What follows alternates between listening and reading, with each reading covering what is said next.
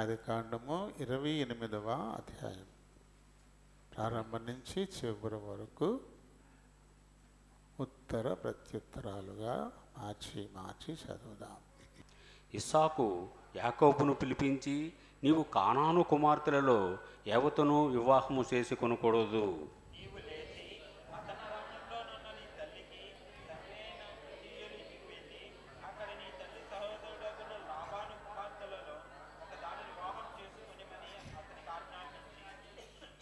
సర్వశక్తిగల దేవుడు నిన్ను ఆశీర్వదించి నీవు అనేక జనములగునట్లు నీకు సంతానాభివృద్ధి కలగజేసి నిన్ను విస్తరింపజేసి నీవు పరవాసివైన దేశమును అనగా దేవుడు అబ్రహామునకిచ్చిన దేశమును నీవు స్వాస్థ్యముగా చేసుకొనున్నట్లు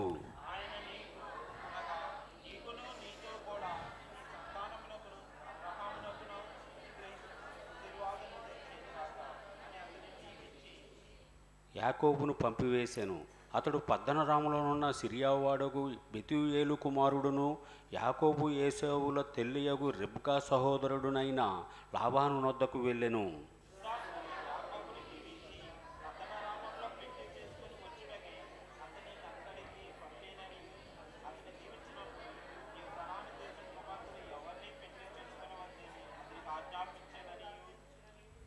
యాకోబు తన తల్లిదండ్రుల మాట విని పద్దనరామునకు వెళ్ళిపోవాలనియు ఏశావు తెలుసుకొనినప్పుడు,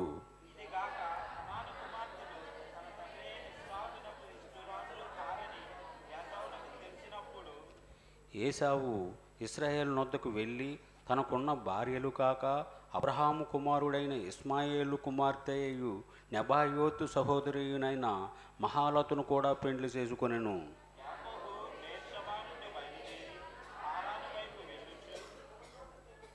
ఒక చోట చేరి ప్రొద్దుగుంకిన అక్కడ ఆ రాత్రి నిలిచిపోయి ఆ చోటి రాళ్లలో ఒకటి తీసుకొని తనకు తలగడగా చేసుకొని అక్కడ పండుకొనెను.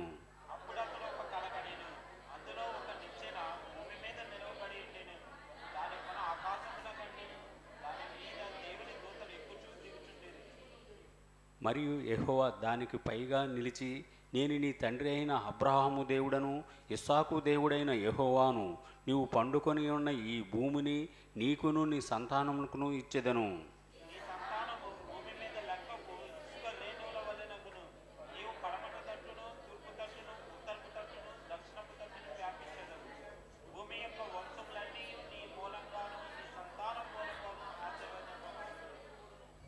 ఇదిగో నేను నీకు తోడయుండి నీవు వెళ్ళు ప్రతి స్థలమందు నిన్ను కాపాడుచు ఆ దేశమునకు నిన్ను మరలా రప్పించెదను. నేను నీతో చెప్పినది నెరవేర్చు వరకు నిన్ను విడువనని చెప్పగా,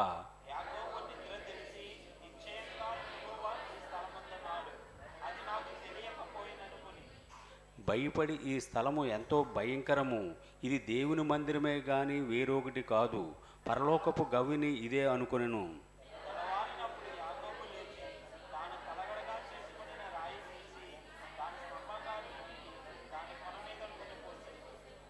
మరియు అతడు ఆ స్థలమునకు బేతేలను పేరు పెట్టెను.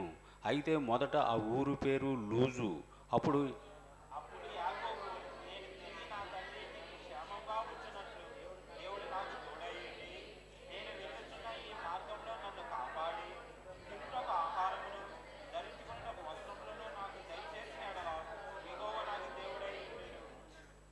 మరియు స్తంభముగా నేను నిలిపిన ఈ రాయి దేవుని మందిరమగును. మరియు నీవు నాకిచ్చు యావత్తులో 10వ వంతు నిశ్చయముగా నీకు చెల్లించదని మొక్కుకొనెను. ప్రభు సహాయం కొరకై చిన్న ప్రార్థన చెప్పుకుందాము. అందరూ కూడా నాతో ఏకీభవించండి.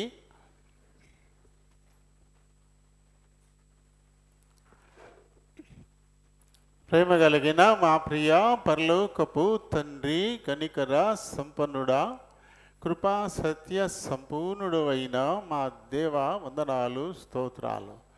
మీ ఉచితమైన కృపను బట్టి మా జీవితాలలో అనుగ్రహించిన మరొక పునరుత్థాన దినాన్ని బట్టి హృదయపూర్వకంగా మీకే కృతజ్ఞతలు. నేను ఇంతవరకు పాడి మీ నామాన్ని మహిమపరిచాము. ఇప్పుడు మీ లేఖనాలను ధ్యానించాలని ఆశపడుతూ ఉన్నాం. మా వెనికిడిలోనికి తేబడిన ఈ లేఖన భాగాలని దీవించడం ఆయన మా పితరుడైన యాకోబును గురించి మరి గత వారం ధ్యానించాము. ఈ వారం కూడా మరి ఈ వాక్యమును బట్టి కొనసాగించాలని ఆశపడుతున్నాము. ఇక తండ్రి, దీనుడును బలహీనుడును నా పైన మీరు దృష్టి పెట్టండి తండ్రి. నన్ను ఖాళీ చేయండి. మీ నూతన బలమును శక్తిని అనుగ్రహించండి. నాని జ్ఞాపక శక్తిని స్థిరత్వాన్ని దయచేయమని కోరుతా ఉన్నాను. మీరే మాట్లాడుకొని మహిమ ఘనత ప్రభావాల్ని పొందమని అడుగుతా ఉన్నాను. చేర్చబడిన మా పిల్లలందరిని బట్టి వందనాలు, స్తోత్రాలు. ఇంకెవరైనా మార్గం ఉంటే వారిని త్వరపెట్టి తోడుకుండమని కోరుతా ఉన్నాను. ఆయన మరి నిలిచిపోతున్న వారిని కూడా క్షమించి వారికి మరొక తరుణాన్ని దయచేయమని కోరుతున్నాను. వచ్చిన వారెల్లా నాయన తమ హృదయాలు చెవులని పరలోకపు గవిని వైపు కేంద్రీకరించులాగున సహాయం చేయండి. నిద్రాత్మల్ని అంధకార శక్తుల్ని నజరేయుడని యేసు నామంలో బంధిస్తున్నాం. నన్ను మమ్మలను ఈ మందిరాన్ని, విద్యుత్, సౌండ్ సిస్టమ్ వీటన్నిటినీ మీ చేతులకు అప్పగించుకుంటూ మీ నామమును అతిగా హెచ్చిస్తూ నన్ను మమ్మల్ని తగ్గించుకుంటూ మా ప్రభువును మా ప్రియరక్షకుడునైనా యేసు నామంలో ఈ మనవులు సమర్పిస్తూ ఉన్నాను మా పరమ తండ్రి. ఆమేన్. ప్రభునామలందరికీ వందనాలు. దేవుడు తన ఉచితమైన కృపను బట్టి మన జీవితాల్లో మరొక పునరుత్థాన దినం ప్రభు పాద సన్నిధిలో మనం గడిపేందుకు మనకు అనుగ్రహించారు. ఈ సమయాన్ని, ఈ దినాన్ని చూడకుండా ఎంతోమంది గతించిపోయిన వారుగా ఉన్నారు.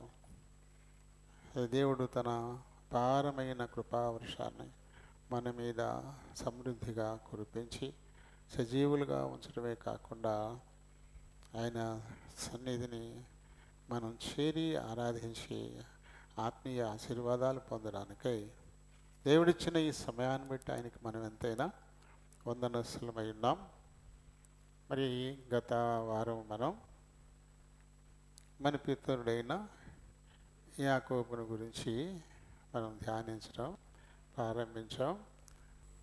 తండ్రి అయిన దేవుడు అబ్రామును పిలిచి అబ్రహామునుగా మార్చి తనిచ్చిన మాట చొప్పున పిలిచిన 25 సంవత్సరాల తర్వాత ఇస్సాకునివ్వడం ద్వారా ఆయన ఇచ్చిన మాటను నెరవేర్చటం ప్రారంభించాడు. ఆ తదుపరి ఆ ఒక్కడి ఉన్న ఇస్సాకులో నుంచి 2 బిడ్డల్ని తీసుకొచ్చాడు. అంటే 100% కదా, 1-2 అయిపోయింది, 100%. ఆ తదుపరి వారిలో నుంచి గొప్ప జనపదాల్ని, బలమైన జనపదాలని దేవుడు తీసుకురావడానికి సంకల్పించాడు. ఆ విషయం మన రెబెక్కమ్మ గారి గర్భంలో ఉన్న శిశువులను బట్టి రెబెక్కమ్మ మొరపెడితే ఆ విషయాన్ని ఆయనే నేరుగా తెలియపరిచాడు.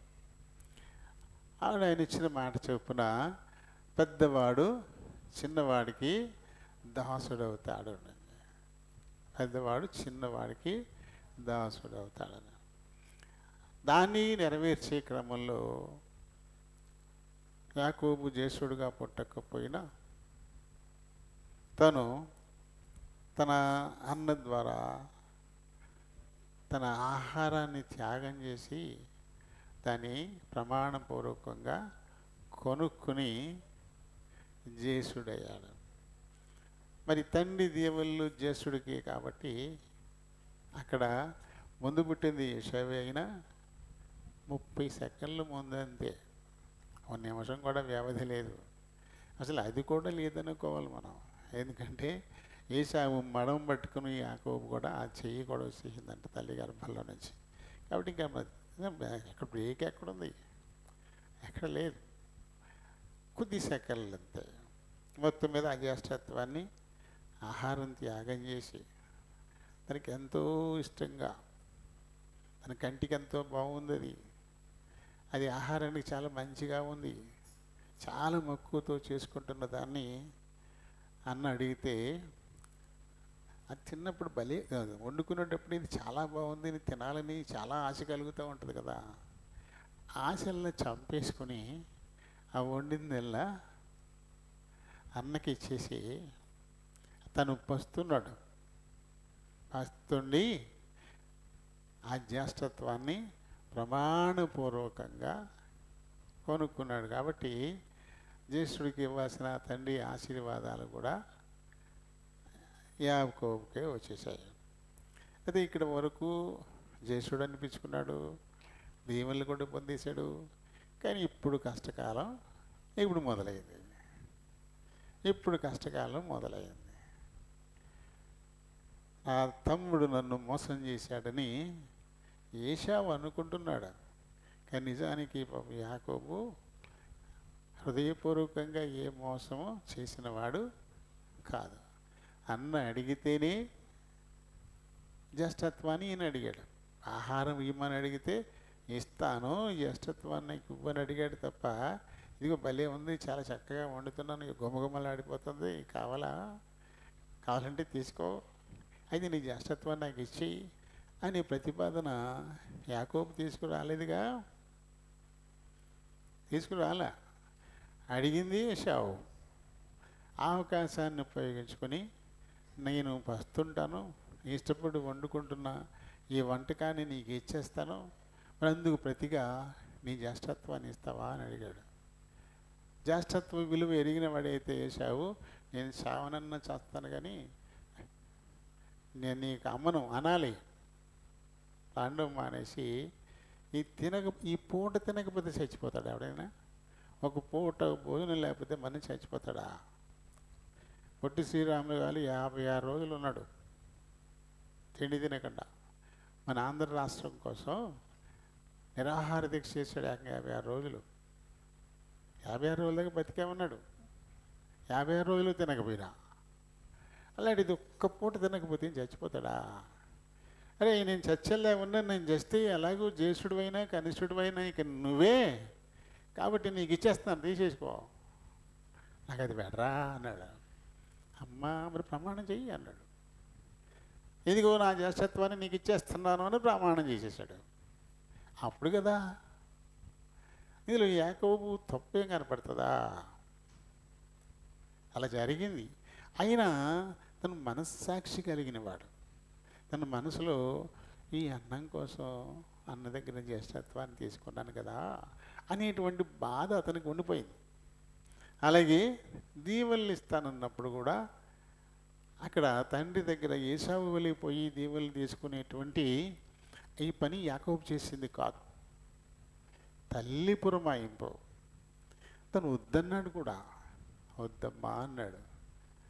వద్దు, నాకు వెంట్రుకలు ఉండవు, నా దగ్గర ఒక మంచి సువాసన లాంటిది ఉండదు, మంచి బట్టలు కూడా నాకు ఉండవు, అన్న వేరు నేను వేరు, వద్దమ్మా అని. నీకెందుకురా, నేనున్నాను కదా, అన్నలాగా నేను తయారు చేస్తాను కదా, నాన్నను మోసం చేద్దాం.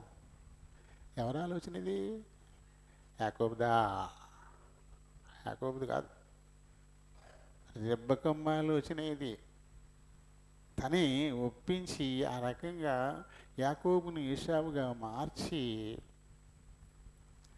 పంపించింది ఆవిడే. కానీ యాకోబుని మనం మోసగాడు అంటుంటాం. కానీ యాకోబు తను బుద్ధిపూర్వకంగా మోసం చేసిన వాడైతే కాదు. ఒక మంచి మనస్సాక్షి కలిగిన వాడు కూడా. ఆ చింత తనలో తనకి ఉండిపోయింది. అది అలా ఉండిపోయింది. కాబట్టి నా మట్టుకైతే నాకు యాకోబుని మోసగాడని ఆ మట్టుకైతే నేను అనలేను. ఈ దృష్టాంతాలన్నీ కూడా దాన్ని రుజువు చేస్తుంటాయి. అయితే 32వ అధ్యాయంలో దేవుని దూత నీ పేరేంటి అని అడిగినప్పుడు మోసగాడని అర్థం వచ్చేటువంటి ఆ పేరేనే చెప్పాడు, యాకోబు. ఎందుకంటే అన్న ఆకలిని అడ్డు పెట్టుకుని జ్యేష్ఠత్వాన్ని తీసుకున్నా, మా తండ్రి కంటి చూపును అడ్డం పెట్టుకుని మా అమ్మ ప్రేరేపణతో ఆశీర్వాదాలు పొందా. ఏమైనా నా ప్రమేయం లేకపోయినా నా వల్ల జరిగింది కాబట్టి మోసగాడి అని పేరు అన్నట్టుగానే అక్కడ యాకోబు ప్రకటించాడు. కానీ నిజానికి అతనేం కాదు. అది దేవుడికి తెలుసు కదా. కాబట్టి దేవుడు అప్పుడు అతని పేరు మార్చేశాడు. నువ్వు యాకోబు కాదు, నువ్వు పోరాడువాడివి, దేవునితో మనుషులతో కూడా నువ్వు పోరాడువాడివి. కాబట్టి నీ పేరు ఇశ్రాయేలు, పోరాడువాడు అనే పేరు దేవుడిచ్చాడు ఆయనకి, దేవుడే ఇచ్చాడు ఆయనకి. మరి దేవుడికి తెలియదు నిజంగా ఈయన మోసగాడైతే దేవుళ్ళు ఇస్తాడా? సరేలేండి, అక్కడ దాకా మనం చెప్పేసుకున్నాం, అయిపోయింది. ఆయన మరి ఈ 28వ అధ్యాయంలో ప్రారంభం 5-6 వచనాల్లో తండ్రి ఆయన పిలిచి మళ్ళీ దీవించి మరొకసారి దీవించాడు. ముందు 27వ అధ్యాయంలో దీవించేశాడు, ఆ తర్వాత మళ్ళీ దీవించి, అంటే మరి యాకోబు మోసం చేశాడని చెప్పి ఇస్సాకు తెలిసింది కదా. ఏషా వచ్చినప్పుడు అదేంటన్నా ఇప్పుడుగా కడుపు నిండా తిని దీవించేశాను, నువ్వు ఇప్పుడు వచ్చేవేంటి అంటే, లేదు నాన్న నేను ఇప్పుడే వచ్చాను అన్నాడు. మరి ముందు వచ్చింది ఎవరు? తమ్ముడా. మరి ఇస్సాకు తెలిసిందిగా. కాబట్టి ఇప్పుడు ఏం చేయాలి? ఇప్పుడు ఆశీర్వాదాలన్నీ వెనక్కి తీసుకోవాలి కదా. నన్ను నువ్వు మోసం చేశావు, మాయోపాయంతో నువ్వు నా మంద దృష్టిని మనసులో పెట్టుకుని నువ్వు నీ తల్లి కలిసి నన్ను మోసం చేసి ఆశీర్వాదాలు తీసుకున్నారు అబ్బాయి. కాబట్టి ఇవి నేను నీకు ఇవ్వనిక నేను వెనక్కి తీసుకుంటానని ఇస్సాకు అనొచ్చు కదా. కానీ అలా రెండవ మారు మళ్ళీ దీవించాడు. 27వ అధ్యాయంలో ఎలా దీవించాడో అలాగే ఈ 28వ అధ్యాయం ప్రారంభంలో మళ్ళీ దీవించాడు. 3వ వచనాన్ని మనం చూస్తాము. 28:3 సర్వశక్తి గల దేవుడు నిన్ను ఆశీర్వదించి నీవు అనేక జనములగునట్లు నీకు సంతానాభివృద్ధి కలుగు చేసి నిన్ను విస్తరింపచేసి నీవు పరవాసివయ్యున్న దేశమును అనగా దేవుడు అబ్రహామునికిచ్చిన దేశమును నీకు స్వాస్యముగా చేకొనున్నట్లు ఆయన నీకు అనగా నీకును నీతో కూడా నీ సంతానమునకును అబ్రహామునకు అనుగ్రహించిన ఆశీర్వాదమును దయచేయును గాక అని నేను మొత్తం దీవులు మళ్ళీ. మరి ఇప్పుడు యాకోబును మోసగాడు అనగలమా? అనలేం కదా. తన తండ్రి ఒప్పుకోలే. మోసగాడు అనుకోండి ఇసాకే దీవుళ్ళు వెనక్కి తీసేసుకోవచ్చు కదా. ఇప్పుడు చేస్తున్నారు. ఇప్పుడు మనకు చట్టం వచ్చింది. నీకెందుకు బాబా, నేను పూలో పెట్టి చూసుకుంటాను, అమ్మ నాన్న అది నా పేరు పెట్టేయండి, మీరు చచ్చిపోయాక మళ్ళీ ఇబ్బందులు కదా, బతకుండగానే ఏదో చేసేయండి నాకు అని చెప్పేసి మాయ మాటలు చెప్పి కొంతమంది కొడుకులు రాయించేసుకుంటున్నారు. కానీ ఆ తర్వాత ఆ తల్లిదండ్రులను చోట్ల అనాథులుగా వదిలేస్తున్నారు. అందుకని ఇప్పుడు చట్టంలోకి ఏర్పాటు చేశారు. ఆ కొడుకులు సరిగా చూడకపోతే మళ్ళీ తమ హక్కు మాకు ఇచ్చేసేయమని చెప్పేసి కలెక్టర్కి పెట్టుకోవచ్చంట. కలెక్టర్కి ఒక కంప్లైంట్ పెట్టుకుంటే వాళ్ళు విచారించి ఆ డాక్యుమెంటేషన్ అంతా క్యాన్సిల్ చేసేసి ఆ కొడుకులకి ఇచ్చింది మళ్ళీ తల్లుకి రాసేస్తున్నారంట, మార్చేస్తున్నారు. ఇప్పుడు ఇలాంటి ఒక చట్టం ఇప్పుడు వచ్చింది. కాబట్టి సరిగా చూడని బిడ్డలు ఉంటే అలాంటి తల్లిదండ్రులు ఆ బిడ్డలకు రాసింది మళ్ళీ వెనక్కి తీసుకోవచ్చు. అటువంటి వెసులుబాటు ఇప్పుడు వారికి ఇచ్చింది ప్రభుత్వం. సర్లేండి, మొత్తం మీద యాకోబు సరిగానే ఉన్నాడు అనుకున్నాడు ఇస్సాకు. కాబట్టి తానిచ్చిన దీవెనలు మళ్ళీ వెనక్కి తీసుకోకుండా పునరుద్ఘాటించి 2 చేతులతో, అక్కడంతా మనం రాయబడలేదు కానీ ఇంకా ఆ కొడుకు తను చూడు ఇక కొడుకుని ఎక్కడికో 600 మైళ్ళు వెళ్తున్నాడు, 500 మైళ్ళు. మళ్ళీ వస్తాడా? వచ్చేటప్పటికి తను సజీవుడిగా ఉంటాడా? కాబట్టి ఆ బిడ్డను దీవించి హత్తుకొని పంపించుంటాడు. ఇవన్నీ జరుగుంటాయి. అయితే అన్నీ ఇక్కడ రాయబడలా. సరే, మొత్తం మీద ఈ తండ్రి దీవెనలు ఇచ్చుకొని ఇప్పుడు ఈయన ఎక్కడ బయలుదేరాడు? ఎక్కడికి వెళ్తున్నాడో తెలియదు. ఒరోను పట్టణం పద్దనరామ, అంతే. అది ఎక్కడుందో తనకి తెలియదు. ఎందుకంటే వాళ్ళమ్మ తన పుట్టింటి నుంచి ఇక్కడికి వచ్చిన తర్వాత మళ్ళీ ఆ పుట్టింటి ముఖం చూడలే. వీళ్ళ పిల్లలకి 40 ఏళ్ళు వచ్చినాయి. మరి పుట్టింటికి వెళ్ళి వచ్చుంటే అమ్మమ్మ, తాతయ్య, మేనమామలు అందరూ తెలుస్తారు. అలాంటివి ఏమీ లేవు పాపం యాకోబుకి. వాళ్ళ తాత ఉన్నాడా? అదే మేనమామ ఉన్నాడా, ఆ కుటుంబం ఉందా అక్కడ, వాళ్ళు ఎలా ఉన్నారు ఏంటి, ఇవేమీ తెలియకుండా బయలుదేరిపోయాడు. ఇస్సాకు ప్రార్థన చేసి పంపించాడు, అంటే దేవునికి అప్పగించాడు. ఇదిగో నా బిడ్డ నీ చేతికి అప్పగిస్తున్నాను.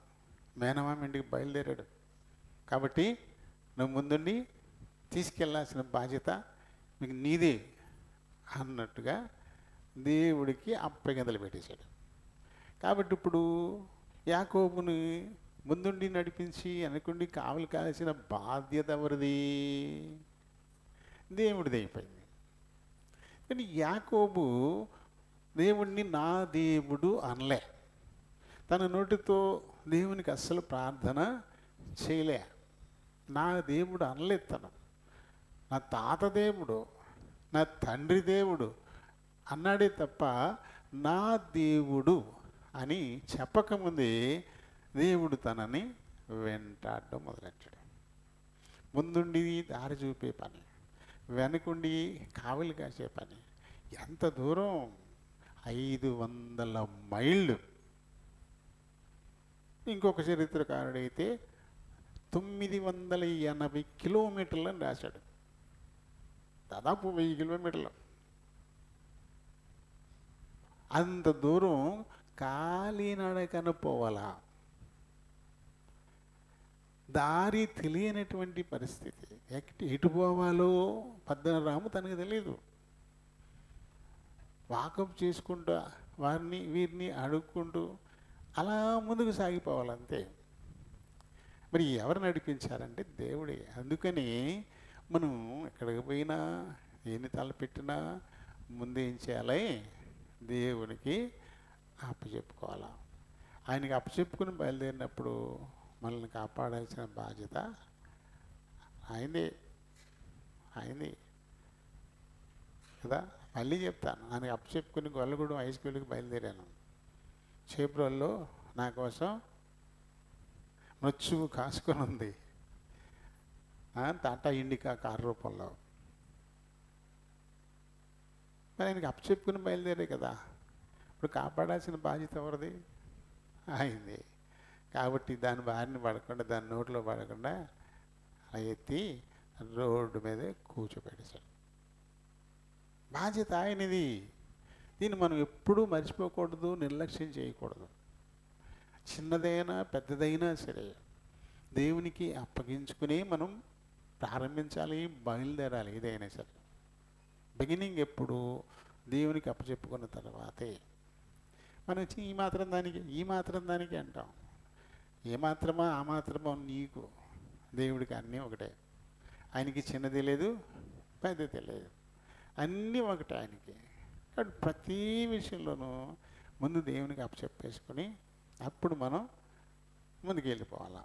ఇంకా మళ్ళీ సంశయించకూడదు, ఇంకా అది ఇది చూడకూడదు. ప్రార్థన చేసుకుని కూడా ఎదురులు చూస్తారు, ప్రార్థన చేసుకుని కూడా టైం చూస్తారు, రాహుకాలం ఈ చూస్తారు. ప్రార్థన చేసుకుని కూడా అంటే నువ్వు స్ట్రైట్గా లేవు, అటు ఇటుగా ఉన్నావు. ద్విమనస్సు యాకోబు గారు చెప్పినట్టు అలాంటి వారికి దేవుడి నుంచి ఏ సహాయము దొరకదు. తర్వాత ఏడుస్తాం. ఒకసారి నువ్వు దేవునికి అప్పగించేసుకున్న తర్వాత ఏది లక్ష్య పెట్టుకూడదు.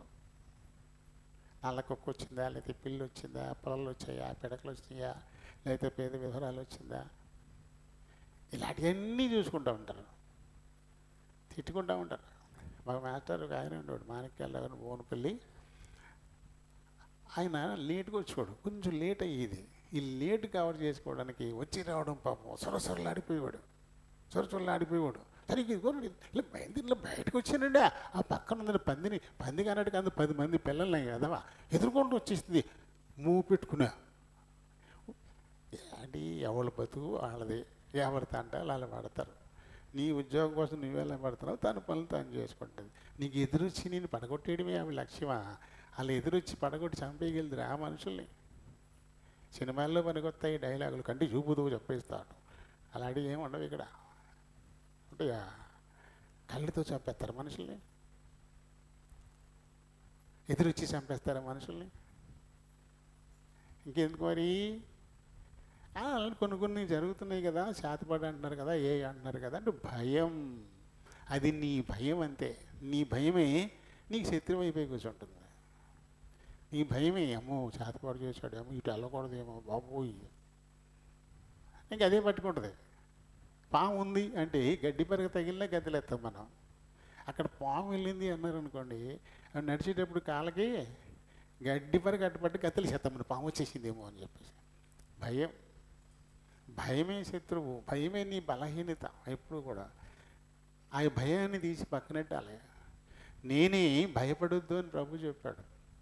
నేను నీకు తోడై ఉంటానో విడవనని ప్రభు చెప్పాడు.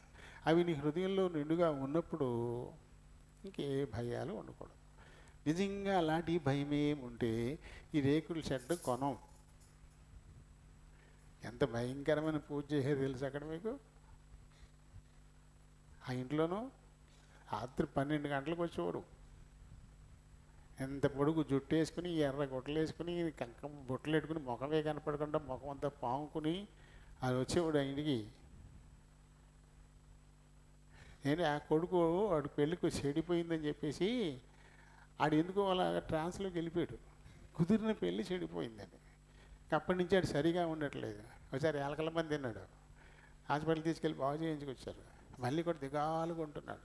పక్కనే ఉన్న దేవుని మందిరాన్ని తీసుకురాలేదు, ఎక్కడెక్కడి నుంచో తీసుకొచ్చారు. రాత్రి కార్లు వేసుకొచ్చి పూజలు చేసి అబ్బో తర్వాత మళ్ళీ నాటేస్తున్నానంట.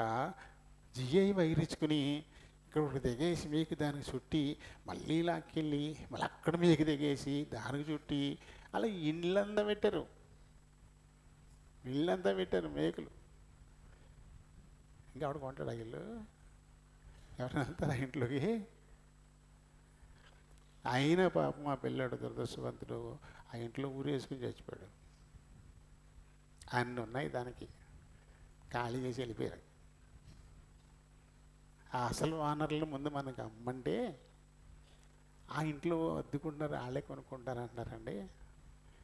ఉన్నవాళ్ళు పాపం అడుగుతున్నారు అని చెప్పేసి వాళ్ళకి ఇచ్చాడు. మనకు అమ్మన్నాం, వాళ్ళకి ఇచ్చాడు. తర్వాత ఇల్లు ఖాళీ చేసిపోయారు. ఇల్లు శిథిలం అయిపోతుంటే మళ్ళీ మన దగ్గరికి వచ్చి బాబా మీరే కొనుక్కోవాలండి దాన్ని, ఇంకా దాన్ని మీరు తప్ప ఎవరు కొనలేరు అని చెప్పేసి కాళ్ళ పడ్డారు. ఏమైనా సరే మరొకరు కొంటారా? యాక్సిడెంట్ పడిందంటే మళ్ళీ బైక్ నడపరు. సెంటిమెంట్ అయ్యి బాబోయ్ దాని మీద పడి బతికేవు. మరి ఎంతోమంది పడి చచ్చిపోతున్నారు, నువ్వు చచ్చిపోలేదుగా. అయినా సరే బండి చెడ్డ మన నిర్లక్ష్యంతో పోయి మన సెల్ల ఫోన్ మాట్లాడుకుంటే వెళ్ళి పెట్టి గుద్దేసి, లేదా వెళ్తున్నావు కూడా తెలియకుండా వెళ్ళిపోయి గుద్దేసి పడిపోయి బండి చెడ్డ. మరి ఆ బండి కొన్నప్పుడు మన గుళ్ళ దగ్గర తీసుకెళ్తారు, పూజలు చేయిస్తారు, నిమ్మకాయలు కడతారు, దండలు వేస్తారు, ఎన్ని చేస్తారు. ఇవన్నీ వేసుకునేగా బయలుదేరారు. మళ్ళీ బండి మళ్ళీ దాన్ని తీసేస్తారు, అమ్మేస్తారు. దాన్ని ఖచ్చితంగా మళ్ళీ దాన్ని వాడరు. పడిందంటే చాలు ఇంక దాన్ని వాడరు. యాక్సిడెంట్ అయిపోయిన బండిని మళ్ళీ నేను వాళ్ళు కూడా స్కూల్కి వేసుకెళ్ళా. ఆ బండిని మళ్ళీ స్కూల్కి వేసుకెళ్ళా. ఎందుకంటే మనం భయమే శత్రువు. నీ భయంతో అన్నీ తెచ్చిపెట్టుకుంటావు. ఎప్పుడు కూడా ముందు భయపడడం మానేయాలి. దేవుడు నాకు తోడుగా ఉన్నాడు అనేటువంటి నమ్మకంలో ఉండాలా. ఏమైంది శుభ్రంగా మరి అది కొనుక్కోలా, దాన్ని మళ్ళీ శుభ్రంగా రేకేసి నీట్గా తయారు చేసాం. పాత గోడలు అలాగే ఉండిపోయినాయి కింద, దాన్ని తీయలే కూడా, గట్టిగా ఉన్నాయి. మీకు కూడా దిగలేదు, గట్టిగానే కట్టేది దాన్ని అలా చేసుకున్నాం. ఏంటంటే భయమే అనమాట. ఈ భయం వల్ల మనం చాలా నచ్చిపోతాం. లేనిపోని సెంటిమెంట్లు పెట్టుకుని మనం చాలా నచ్చిపోతాం. ఈ భయాన్ని తీసి ముందు పక్కన మనం పెట్టేయాలి. నా దేవుడు ఉన్నాడు, నా తోడుగున్నాడు, నా ముందు నడుస్తున్నాడు, నా వెనుక కావలి కాస్తున్నాడు, నిరంతరము నన్ను కాస్తూ ఉన్నాడు, నాకేం కాదు అని ప్రతి భారము ఆయన మీద పెట్టేసి మనం ధైర్యంగా ముందుకు వెళ్ళిపోవాలా. లేని పక్షంలో కష్టాలు పెరిగిపోతూ ఉంటాయి. క్యూ కట్టుకుని బయలుదేరుతాయి. ఉదాహరణకు కలడు, ఉదాహరణకు కలడు, ఉదాహరణకు కలడు, ఉదాహరణకు కలడు. చాలా ఇల్లు చూడండి, బంగారంలో కట్టిన తర్వాత ఆ ఇంట్లో ఎవరికో బాగాలేదని ఆ ఇల్లు గుమ్మాలు తీసేస్తారు, కిటికీలు పొడిచేస్తారు, ఇటు తిప్పుతారు అటు తిప్పుతారు. గుమ్మ నీకు రోగం తెచ్చిపెట్టుద్దా? కిటికీ నీకు రోగం తెచ్చిపెట్టుద్దా? నువ్వు తిన్న తిండు, నువ్వు పీల్చే గాలు, ఇవేవో కారణాలు అవుతాయి. అంతేగాని ఇప్పుడు ఆ ఇంట్లోనే పిల్లలకి అంటారు, ఆ ఇంట్లోనే వాళ్ళు పెద్దవాళ్ళు అవుతారు, ఉద్యోగాలు కూడా వస్తాయి, పెళ్ళి అవ్వలేదని ఇల్లు అమ్మేస్తారు. మన ఊళ్ళోనే ఉన్నారు అలాంటి వాళ్ళు. చిన్నప్పటి అందులో పుట్టి పెరిగి చక్కగా చదువుకుని గవర్నమెంట్ ఉద్యోగాలు కూడా సంపాదించుకుని పెళ్ళి అవ్వట్లేదని ఇల్లు అమ్మేసి కనపరం వెళ్ళిపోయారు. పెళ్ళి అవ్వట్లేదని మరి అది పుట్టావు అక్కడ, నువ్వు పెరిగావు, బంగారు గవర్నమెంట్ ఉద్యోగాలు వచ్చాయి, పెళ్ళి అవ్వడానికి కారణం ఏంటి? నాకు తెల్లగానే ఉండాలా, నల్లగా ఉండకూడదు, ఇంత పొడుగు ఉండాలి, ఇంత ఉండకూడదు, ఇన్ని లక్షలు పెట్టి రావాలా, ఇవన్నీ కోరికలన్నీ కోరుతూ ఉంటే ఎలా సూట్ అవుతాయి? ఓ లిస్ట్ పెడతాం అక్కడ, ఆ లిస్ట్ ప్రకారం అవి సరే అవ్వట్లేదు కాబట్టి ఎలా కుదురుతాయి? కుదరట్లేదు. దానికి కారణం ఇల్లంట. ఇల్లు వదిలిపెట్టిపోయారు. నష్టం వల్ల అమ్మా ఇక్కడ అమ్మిన దానికి 10 రెట్లు ఎట్టు కొనుక్కున్నారు కనపరలో అంటే 10 రెట్లు నష్టపోయినట్టే కదా. సర్లేండి, మొత్తం మీద భయం అనమాట, మన భయాలు. అయితే దేవునికి అప్పచెప్పుకుంటే ఇంకే భయాలు మనకు పనిచేయవు. ఎప్పుడు ఆయన ముందుంటాడు. ఆయన చీకటి కాదు, ఆయన వెలుగు. వెలుగు ముందున్నప్పుడు ఎందుకు మనం ఇబ్బందులు పడతాం? వెలుగును వెంబడించేటప్పుడు ప్రమాదంలో పడే అవకాశమే లేదు. ప్రతి పల్లము, ప్రతి ఎత్తు, ప్రతి ముళ్ళు, ప్రతి రాయి నీ కంటికి కనబడుతూ ఉంటుంది. వాటిని తప్పించుకుంటూ జాగ్రత్తగా క్షేమంగా ముందుకు నడుస్తాం. అందుకని ఏం చేయాలి? ముందు దేవునికి మనం ఆపు చెప్పుకోవాలా. యాకోబు ప్రార్థన చేసుకుని బయలుదేరలేదు, ఇస్సాకు గారు ప్రార్థన చేసి పంపించాడు. అంటే తండ్రి ప్రార్థన. ఇక్కడ మరి సంఘానికి ఆత్మీయ తండ్రి, దేవుడు ఏర్పాటు చేసిన సంఘ కాపరే కాబట్టి ఆయన చెప్పుకోవాలి. ఆయన ప్రార్థన చేయించుకుని ముందు మనం బయటికి వెళ్ళాలి. నేను చేసుకుని వెళ్ళిపోవచ్చు కదా. పెట్టాడుగా కొన్ని. మీలో ఎవరికైనా బలహీనత వస్తే పెద్దల్ని వెళ్ళవండి, నువ్వు చేసుకోమల్లా నువ్వు రాసుకున్నాయి పిలవాలా. ప్రభు చెప్పింది ఏది? సర్లేండి, మొత్తం మీద ఈయన బయలుదేరాడు. కాబట్టి ఇప్పుడు దేవుడు ఈయన వెంట బయలుదేరాడు. నిజంగా మరి కర్ర భుజం మీద ఏం మూట వేసుకున్నాడు? ఆ మూటలో నూనె సీసా మట్టుకు ఉందని మనకు అర్థమవుతుంది, ఇంకేమున్నాయో తెలియదు. అవి పుచ్చుకొని వెళ్ళిపోయాడు. రాత్రి పొద్దుపోయింది. ఆ ప్రదేశం లూజు అనే పేరు కలిగినటువంటి ప్రదేశం. అక్కడికి వచ్చి రాత్రి అయిపోయింది కదా అని మరి ఆయన ఒకటి ముక్కలు తెచ్చుకున్నాడేమో, ఎండిపోయి మొత్తం తినేసి తాగేసి రాయి ఒకటి తీసుకుని తలగడగా పెట్టుకుని అక్కడ పడుకుండిపోయాడు. కాబట్టి ఈయన మరి తండ్రి దగ్గర నుంచి అంటే బెయేర్షెబా నుంచి హరాను వరకు చేసేటువంటి ప్రయాణంలో ఒక 60 మైళ్ళ ఇంచుమించుకు ఒక 60 మైళ్ళ దూరం వెళ్ళిన తర్వాత ఈ లూజ్ అనే ప్రాంతం ఉందని బెయేర్షెబా నుంచి అక్కడ ఆయన పడుకున్నాడు. తర్వాత లూజును బేతేలుగా ఈయన మార్చాడు. కాబట్టి దీన్ని మనం బేతేలు అనుభవం, దేవుని ప్రత్యక్షత అని చెప్పేసి ఈ భాగానికి మనం పేరు పెట్టుకోవచ్చు కదా. ఈయన బయలుదేరి వెళ్ళిపోయాడు. దాదాపుగా కిలోమీటర్ల లెక్కలు పండితులు చెప్తారు. అది మరి రకరకాల ఈ దారి చెప్పి ఉండొచ్చు, ఆ దారి చెప్పి ఉండొచ్చు. మరి అడుగులు రావడానికి గణపారం నుంచి ఎలా రావచ్చు? మెడమర్రి వెళ్ళి రావచ్చు, అక్కడ దూరం పెరుగుద్ది కదా, నేరుగా ఇలా వచ్చేయచ్చు. ఇది సరిగా లేదనుకుంటే సిద్ధాపురం వెళ్ళి ఇలా రావచ్చు. ఇలా చాలా దారులు ఉంటాయి. కాబట్టి ఒక దారి తక్కువ అనిపించవచ్చు, ఒక దారి కొంచెం ఎక్కువ అనిపించవచ్చు. అందుకని కొంతమంది బైబిల్ పండితులు 500 మైళ్ళు అంటే దాదాపు 800 కిలోమీటర్లని ఒకళ్ళు చెప్పారు. ఇంకొకళ్ళేమో 980 కిలోమీటర్లు అని చెప్పేసి మనం సెర్చ్ చేసుకుంటే మనకి దొరికేటువంటి సమాచారం. అయితే ఈయన 60 మైళ్ళు దూరం వెళ్ళిన తర్వాత పడుకున్నాడు. పడుకుంటే ఇప్పుడు మరి దేవుడు ఆయన కూడా ఉన్నాడు కదా, ఆయన వెళ్తున్నాయంటే ఒక్కడే వెళ్తారా?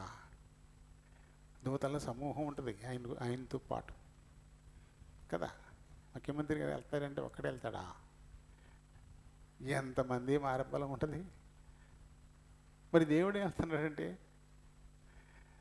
ఆయన వండుకున్నాడు, అది దేవుడు తాను ప్రత్యక్షపరుచుకున్నాడు. భూమికి ఆకాశానికి నిచ్చెన వేయబడిందంట. ఆ నిచ్చెన పైన ప్రభు ఉన్నాడంట.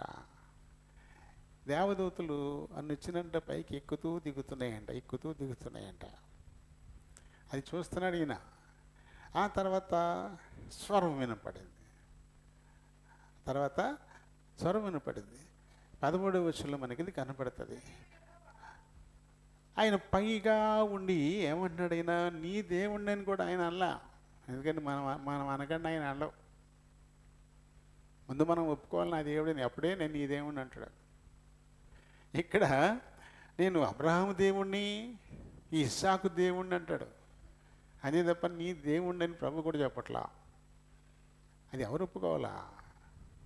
మనం ఒప్పుకోవాలి. నా దేవాన్ని మనం ఒప్పుకోవాలి తప్ప మనం ఇష్టపడకుండా మనం ఒప్పుకోకుండా నేను నీ దేవుణ్ణి అని ఎందుకంటాడు ఆయన అనడం కదా. అందుకని నీ తండ్రి అయిన అబ్రహాము దేవుడను, ఇస్సాకు దేవుడనైన యెహోవాను, ఇదిగో నీ పండుకున్నవే ఈ ప్రాంతం అంతా నీకు ఇచ్చేస్తాను.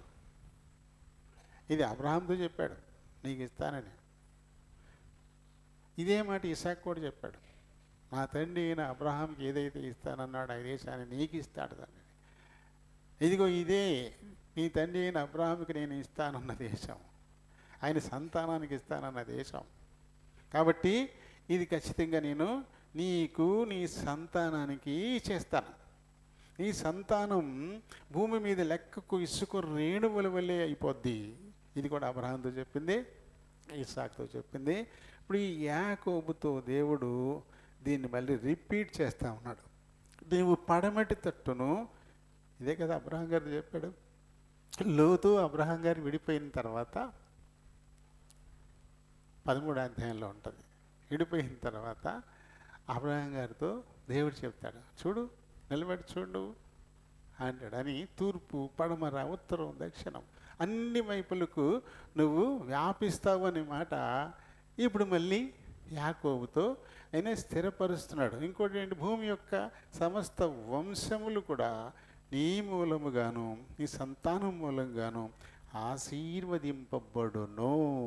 అబ్రహాం గారికి ఇచ్చినటువంటి ఆశీర్వాదం, అబ్రహాం గారితో చేసిన ఆ నిబంధన పరిపూర్ణంగా దేవుడు యాకోబుకి దాఖలు పరిచేశాడు. దీనిలో యాకోబు పాత్ర ఎంత ఉంది? యాకోబు పాత్ర ఏం లేదు. ఎందుకంటే నా దేవుడే అంటే కదా. ఇస్సాకు పాత్రే.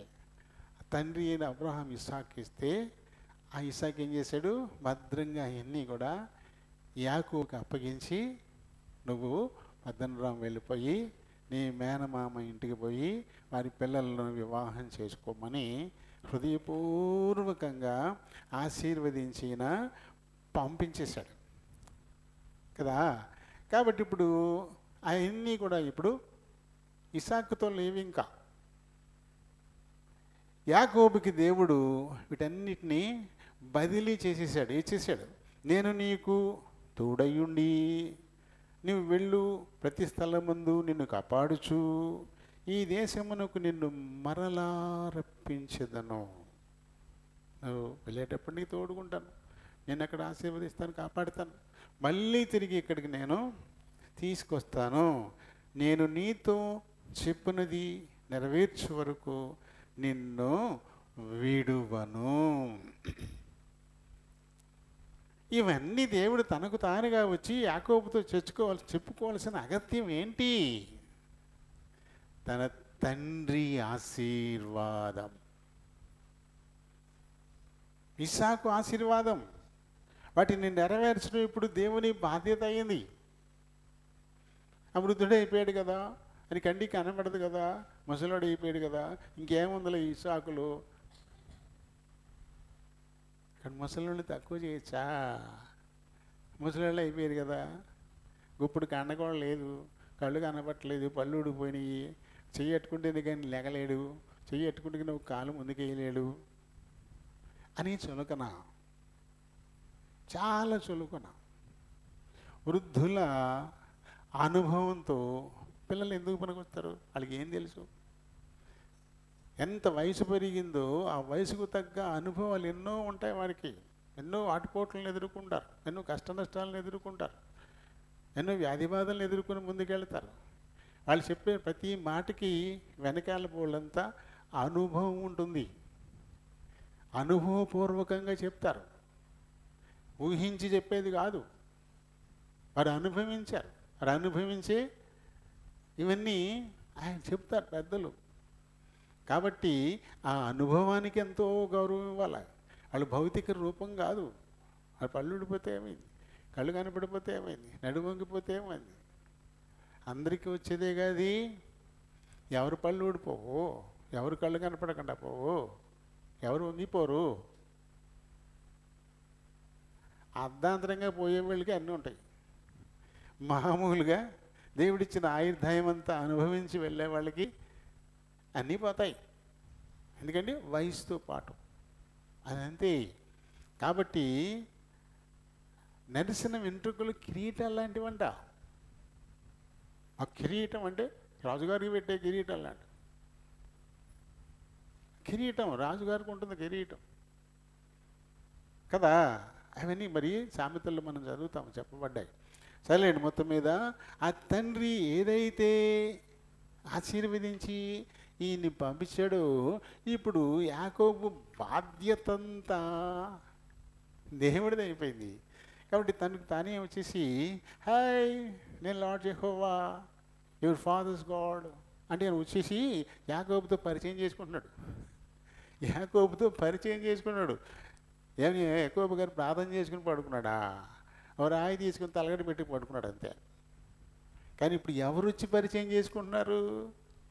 దేవుడు వచ్చి పరిచయం చేసుకుంటున్నాడు. నేను నీ తండ్రి ఈయన అబ్రహాము దేవుడిని, నేను నీ తండ్రి ఈయన ఇస్సాకు దేవుడిని, నువ్వు పండుకుని ఉన్న ఈ స్థలం అంతా నీకు నీ సంతానానికి నేను ఇచ్చేస్తాను, నేను నీకు తోడుగా వస్తాను, నేను నిన్ను కాపాడుతాను, మళ్ళీ తిరిగి ఇక్కడికి నేను నిన్ను తీసుకొస్తాను, అప్పటి వరకు నేను విడిచిపెట్టను నిన్నని ఎవరు పరిచయం చేసుకుంటున్నారు? యాకోబు అడగలా. దేవుడు తనకు తానుగా పరిచయం చేసుకోవడానికి కారణం ఇస్సాకిచ్చిన ఆశీర్వాదాలు. ఇస్సాకిచ్చిన ఆశీర్వాదాలు అంతే తప్ప ఊరిని దేవుడు తనకు తానుగా వచ్చి యాకోబు పరిచయం చేసుకోవాలా. ఇస్సాకు లేకపోతే యాకోబు దగ్గరికి దేవుడు అస్సలు రానే రాడు. పరిచయం చేసుకున్నాడు. ఈ లోపల ఈయన మెలకు వచ్చి భయం వేసింది ఆయనకి. అయ్యో బాబోయ్, ఈ చోటు చాలా భయంకరం, ఇది ఖచ్చితంగా పరలోక ద్వారం, ఇది నాకు తెలియకుండా ఇక్కడ ఎలా పడుకుని పోయాను అని చెప్పేసి కంగారు పడిపోయి లేచి తలగడగా పెట్టుకున్న రాయిని అక్కడ నిలబెట్టి దాని మీద నూనె పోసి ఇప్పుడు ఈయన ప్రమాణం చేస్తున్నాడు. ఇప్పుడు ఈయన ప్రమాణం చేస్తున్నాడు కదా. ఏమంటాడు ఈయన? 19వ వచనం నుంచి మనం చూస్తాం. అతడు ఆ స్థలమునకు బేతేలు అని పేరు పెట్టాను, అయితే మొదట ఆ ఊరు పేరు లూజు. అప్పుడు యాకోబు, నేను తిరిగి నా తండ్రి ఇంటికి క్షేమముగా వచ్చినట్లు దేవుడు నాకు తోడయుండి నేను వెళ్ళుచున్న ఈ మార్గములు నన్ను కాపాడి తినుటకు ఆహారమును ధరించుకున్నట్టుకు వస్త్రాలు నాకు దయచేసినట్లా అప్పుడు యెహోవా నాకు దేవుడై ఉంటాడు అన్నాడు. ఈయనది మాట్లాడడంతో, నా దేవా యెహోవా నన్ను వెంబడించి వచ్చావా అని ఏం ప్రార్థన చేయలే ఆయన. ఇప్పుడెప్పుడే ఒప్పుకోడండి ఈయన. నువ్వు ఏదైతే నాకు వాగ్దానం చేసావో అవి నెరవేర్చు, అప్పుడు నా దేవుడుగా నేను ఒప్పుకుంటాను. అబ్రహాము దేవుడు, ఇస్సాకు దేవుడు, ఆ తర్వాత యాకోబు దేవుడు కూడా అవుతాం. మంచి ఆఫర్ ఇస్తున్నాడు దేవుడికి. దేవునికి ఆఫర్ ఇస్తున్నాడు. దేవుడు కూడా వచ్చి పరిచయం చేసుకున్నందుకు ఓహోహో బాగానే ఉందిలే, మొత్తం నువ్వు అన్నది చెయ్యి, నాకు ఇది చేసిన తర్వాత అప్పుడు నువ్వు నాకు దేవుడై ఉంటావు.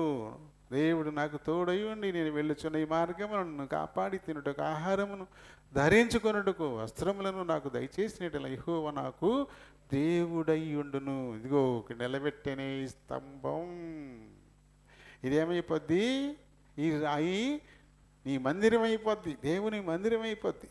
నీవు నాకు ఇచ్చి యావత్తులో 10వ వంతు నిశ్చయముగా నీకు చెల్లించేదను.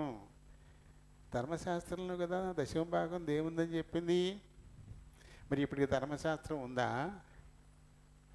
లేదుగా. ఆదికాండం 20వ అధ్యాయం తర్వాత, నిర్గమకాండం 20వ అధ్యాయం తర్వాత కదా వచ్చింది ఇది. కానీ ఇప్పుడు ఏమంటాడు ఈయన? ఎందుకంటే తాత చూపించాడు. తాత ఆదికాండం 14వ అధ్యాయంలో లోతును అతని కుటుంబము సొదొమ గొమొర్రా వారిని క్షేమంగా విడిపించుకొచ్చిన తర్వాత మెల్కీసెదెకు అనేటువంటి ఆయన యాజకుడు రొట్టె ద్రాక్షారసం తీసుకెళ్తే అక్కడ 10వ భాగాలు ఇచ్చినట్టుగా రాయబడింది. 14వ అధ్యాయంలోనే రాయబడింది. అప్పటికి ధర్మశాస్త్రం లేదు. 10వ భాగం అనేది ధర్మశాస్త్రం చెప్తే వచ్చింది కాదు, అది ముందుగానే వారిలో ఉన్నటువంటి ప్రేరేపణ. నువ్వు నాకు ఇచ్చిన దాంట్లో 10వ వంతు నేను ఇస్తాను నీకు అని తమకు తాముగా చెప్పుకున్నారు. అబ్రహాము తనకు తానే చేశాడు. ఇక్కడ యాకోబు కూడా తనకు తానుగానే ఈ ప్రమాణం దేవుడితో చేశాడు తప్ప అప్పటికి దేవుడు ధర్మశాస్త్రాన్ని ఇవ్వలేదు. ఇది బేతేల్ అనుభవం. బేతేల్ అనుభవం, దేవుని యొక్క ప్రత్యక్షతను మనం ఇక్కడ ఈ మొదటి భాగంలో చూస్తాం. ఆ తర్వాత ఈయన మళ్ళీ ప్రయాణం అయిపోయి బయలుదేరి వెళ్ళిపోయాడు. వెళ్ళడం ఎక్కడైంది? తిన్నగా పాపంతో ప్రయాసపడి వెళ్ళిపోయాడు. ఆ ఊరోను పట్టణం లేదా పద్దనరాము గవిని దగ్గరికి వెళ్ళిపోయాడు. ఊరు వేలుపల్లి చివరి అనమాట. చివరిలో పెద్ద పెద్ద బావులు ఉంటాయి. అప్పుడు మనకిలాగా నదులు కాలువలు లేవు కదా, బావులు తవ్వుకుంటారు. లోపల మెట్లు ఎక్కి దిగేటువంటి పరిస్థితి ఉంటుంది. ఆ గొర్రెలు మేకలు మందలకి ఒంట్లు గాడిదలు గొర్రెలు మేకలు ఇవే కదా మందలు, వాటికి నీళ్లు పెట్టాలి. అక్కడ పెద్ద పెద్ద తొట్లు ఉంటాయన్నమాట. బయట తొట్లు కట్టుకుంటారు. తొట్లు ఇవన్నీ తోడి ఆ తొట్టులో పోస్తే అక్కడ మేకలు గొర్రెలు ఇవన్నీ నీళ్ళు ఒంట్లు తాగుతాయి అన్నమాట. అక్కడ మగ పిల్లలు గొర్రెలు కాచుకునే వాళ్ళు, అలాగే ఇప్పుడు లాబాను చిన్న కూతురు రాహేలు కూడా గొర్రెలు కాస్తుంది. ఆ మగవాళ్ళు ఏం చేసేవారంట, ఈ ఆడపిల్లల్ని గదిమేసేసి ఆ తొట్ల కాడికి వీళ్ళ మందలను రానియకుండా వాళ్ళు మందలకు ముందు పెట్టేసుకుని వాళ్ళు వెళ్ళిపోయిన తర్వాత ఈ ఆడపిల్లలు పెట్టుకునేవారంట. ఇక్కడ రాహేలు వచ్చేసరికల్లా అక్కడ ఉండే మగాళ్ళు వీళ్ళ పిల్లల్ని గెంటేసి వాళ్ళు వాటికి మందలకు పెట్టుకోవడానికి సిద్ధపడుతుంటే ఈయన ఆ టైంకి అక్కడికి వెళ్ళాడు. చూసి ఆమె ఎవరో తెలియదు, అయినా సరే ఆడపిల్లల యాత్రాన్ని మగవాళ్ళు అని చెప్పేసి వెళ్ళిపోయి ఆ మగపిల్లల్ని వాళ్ళని గెంటేశాడు. అంటే యాకోబు బలిష్ఠుడు కూడా, దాని అర్థం అదే కదా. ఓ పొరుగురు వెళ్ళి ఆ పొరుగురులో మగపిల్లలతో గొడవ పెట్టుకున్నాడంటే చాలా ధైర్యవంతుడు, చాలా బలవంతుడు కూడా. వాళ్ళందరినీ చెదరగొట్టేసి మొత్తం నీళ్ళు తోడిపోసి ఈ మందలకి నీళ్ళు పెట్టేశాడంట. పెడితే ఇప్పుడు ఈమె ఇంటికి వెళ్ళిపోయింది. అప్పుడు ఏమ్మా ఇంత పెందలాడ వచ్చేసావు, రోజు ఆలస్యం అవుద్ది కదా, ఇవాళ ఇంత పెందలాడ వచ్చావేంటి అని అంటే అప్పుడు జరిగింది. ఎవరో ఒక అపరిచితుడైన ఎవరోనూ ఇలా నన్ను మన ఊరు మగపిల్లలు నన్ను గంటేస్తుంటాయి, ఆయన వచ్చి వారిని తరిమేసి మన మందుకి నీళ్ళు పెట్టేశాడు, అందుకనే నేను ముందు వచ్చేసాను అంది. ఎవరైనా ఎక్కడున్నాడు ఏంటి అని చెప్పేసి ఆరా తీసుకుని లాబాను వస్తే ఈయన కలుసుకుంటే ఎవరో బాబు నువ్వు ఏంటి అని అడిగితే అప్పుడు చెప్పాడు, నేను ఇక్కడ బెయేర్షెబా నుంచి వస్తున్నాను, మా తాత అబ్రహాం గారు మా నాన్న ఇస్సాకు, ఆయన నువ్వు మీ మేనమామ ఇంటికి వెళ్ళు, అని చెప్పేసి మా నాన్న పంపించాడు, నేను వెతుక్కుంటూ వస్తున్నాను అనేసరికల్లా అబ్బో లాబాన్ గారికి ఎక్కలేని ప్రేమ పొంగుకొచ్చేసింది. అయ్యో బాబోయ్, నా చెల్లి కొడుకువా నువ్వు, నా చెల్లి కొడుకువా నువ్వు, నువ్వు నా ఎముక, నా మాంసం అబ్బో అని చెప్పేసి అని వాటేసుకుని పాపం ఏడ్చి మొదలు పెట్టుకుని ఇంటికి తీసుకెళ్ళాడు. తీసుకెళ్ళిన తర్వాత ఇప్పుడు ఏంటా బాబు మరి సంగతి ఏంటి, ఎందుకెళ్ళి ఎత్తుక్కుంటూ వచ్చావు ఇప్పుడు నువ్వు ఏంటనంటే జరిగిందంతా చెప్పాడు. నాకు కవల సోదరుడు ఉన్నాడు, అది ఇప్పుడు ఏశావు. ఆ ఏశావు అతని ఆశీర్వాదాలు నేను పూట కూడు పెట్టేసి నేను తీసుకున్నాను ప్రమాణపూర్వకంగా. ఆ తర్వాత మా నాన్న నా అన్నని దీవిస్తానంటే మా అమ్మ ప్రోద్బలంతో ఆశీర్వాదాలు కూడా తీసేసుకున్నాను. దాంతో మా అన్న నా మీద పగబట్టాడు. అందుకని మా అమ్మ నాన్నతో చెప్తే నాన్న ప్రార్థన చేసి నన్ను పంపించాడు అని చెప్పాడు. బాగానే ఉంది, చాలా మర్యాదలు చేశాడు. ఎవరైనా లాబాన్, ఆయన పేరేంటి లాబాను. లాబాను గురించి మనం ప్రత్యేకించి ఒక క్లాస్ తీసుకోవచ్చు. లాబాన్ అంటే దాని హెబ్రీ మూల పదం లావాన్. లావాన్ లాబాను అంటున్నాం కదా, హెబ్రీ మూల పదం దానికి లావాను.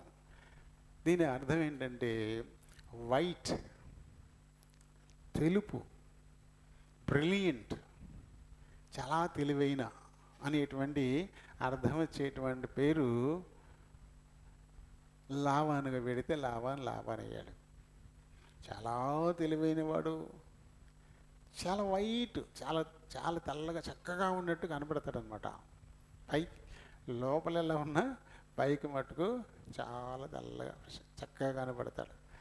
ఒక నెలలు అయిపోయింది.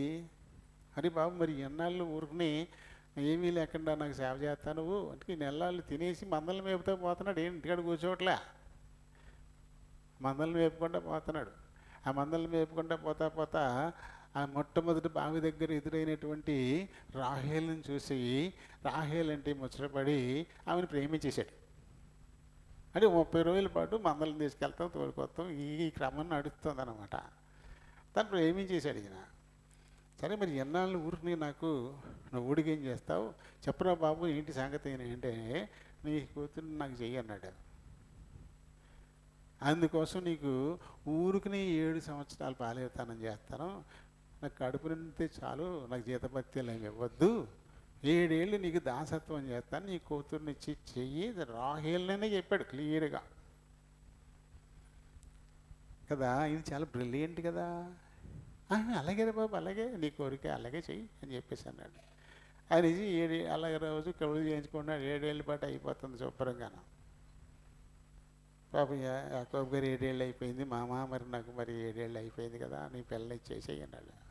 దాని ఏముందిరా, అలాగే బాబు అలాగే అన్నాడు.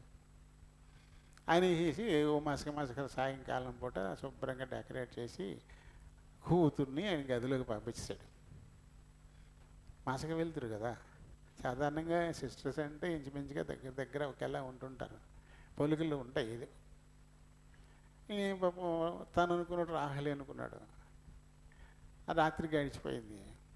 తెల్లారి వెలుగు వచ్చేసరికి అబ్బేంటి నాకు నువ్వు నాకు మోసం చేసావు, నువ్వు దీన్ని రాహేల్ కోసం నేను 7 ఏళ్ళు చేస్తే నువ్వు నాకు లేయని ఇచ్చావు నువ్వు నాకు అని చెప్పేసి అని షాక్, మొట్టమొదటి షాక్ కదా, మొట్టమొదటి షాక్. ఎంత చక్కగా షాక్ ఇచ్చాడు చూడండి లాబాను. చాలా బ్రిలియంట్, పైకి చాలా తెల్లగా ఏ లోపం లేనివాళ్ళగా చక్కగా కనబడతాడు. ఎక్కడా యాకోబు అనుమానించలా తన మామ ఈ రకంగా దానికి దెబ్బేస్తాడని అస్సలు తను అనుకోలే. సరేలేరా మీకేమో కానీ మా ఊర్లో మటుకు పెద్దానికి పెళ్లి చేయకుండా చిన్నవాళ్ళకి చేయరు, అది ధర్మం కాదు కాబట్టి పెద్దాన్ని ఇచ్చేసాను. పోన్లే నువ్వు అడిగినట్టు చిన్నదాన్ని ఏమన్నానేటి, చిన్నదాన్ని కూడా ఇచ్చేస్తాను, మరి దానికోసం కూడా నువ్వు 7 ఏళ్ళు చేయాలన్నాడు. 7 ఏళ్ళ తర్వాత చేద్దు కానీ ముందు ఈ పెద్దాన్ని వారం పూర్తి చెయ్యి, 7 రోజులు ఈ వారం పూర్తి చేసిన తర్వాత అప్పుడు చిన్నదాన్ని కూడా నీకు ఇచ్చేస్తాను. అయితే 7 ఏళ్ళు జీతం మట్టుకు ఏమన్నా రోయ్, తన కోసం మళ్ళీ 7 ఏళ్ళు నువ్వు కొలువు చేయాల్సిందే అన్నాడు. ఎంత వైట్గా ఉన్నాడు చూడండి. అబ్బా మన అమ్మ ఎంత మంచోడు, ఏమనలే చూసావా, నీకు తల్ల బాబు, నేను ఏమన్నా కాదన్నానా, నీకు ఎంత బ్రిలియంట్, ఎంత తెల్లగా చక్కగా కనపడుతున్నాడు. అందుకే నేను పేరుకు తగ్గవాడే లవాన్, వైట్ అండ్ బ్రిలియంట్ కదా.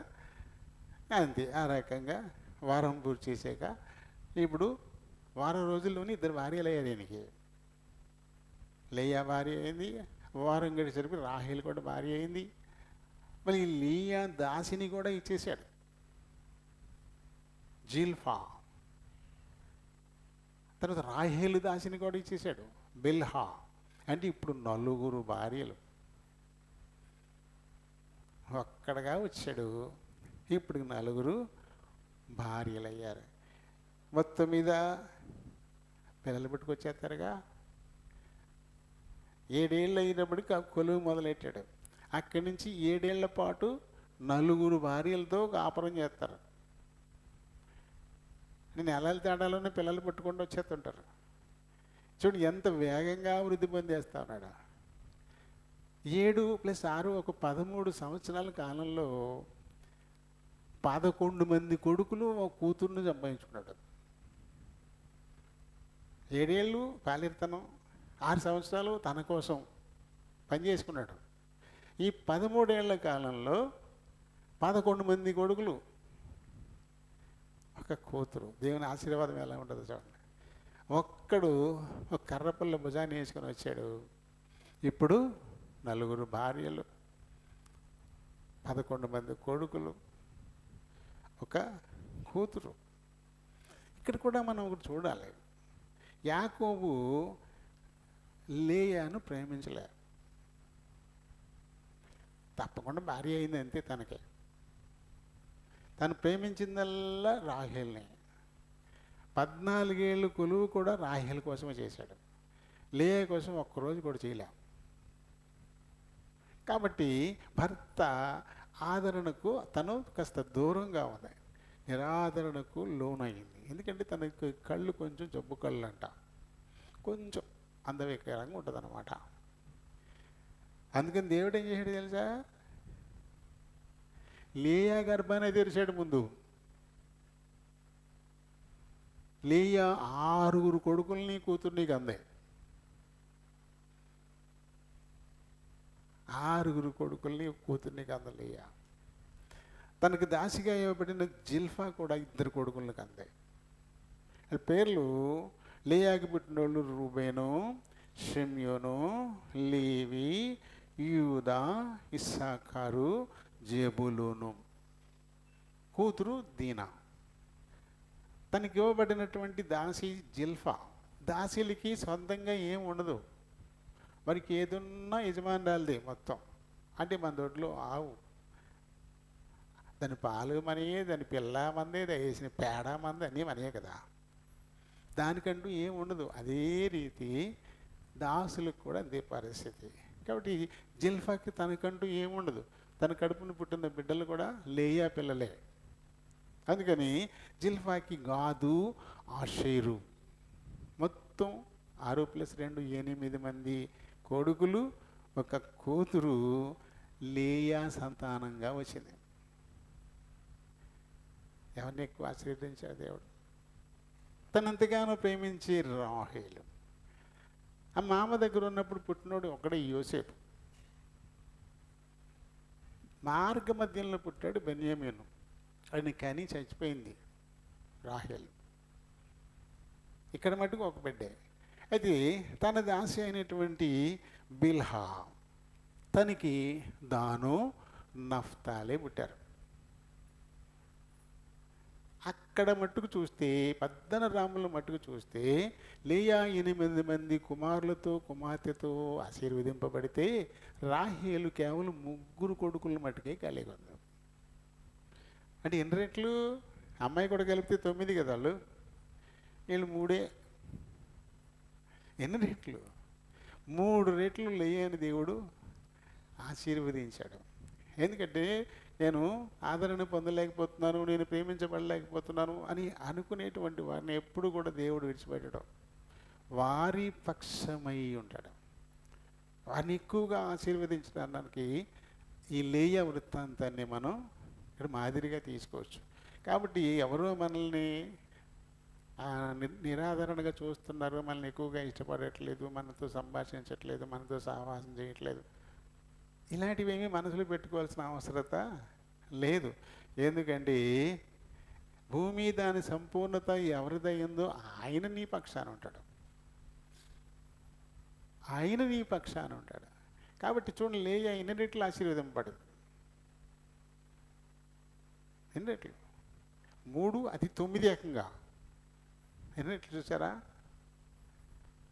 అంతగా తను ఆశీర్వదింపబడ్డ. మొత్తం మీద నెక్స్ట్ శనివారం వేసుకోవడం అయిపోయిన తర్వాత నుంచి మరి ఇప్పుడు దాకా నువ్వు చేశాను కదా, మరి నా పిల్లల కోసం, నా కుటుంబాల కోసం నేను సంపాదన చేసుకోవాలి కదా, మరి నాకు నువ్వు చేయాలి అంటే నీకేం కావాలి చెప్పు అని అడిగిన. నీకేం కావాలి చెప్పు అన్నాడు.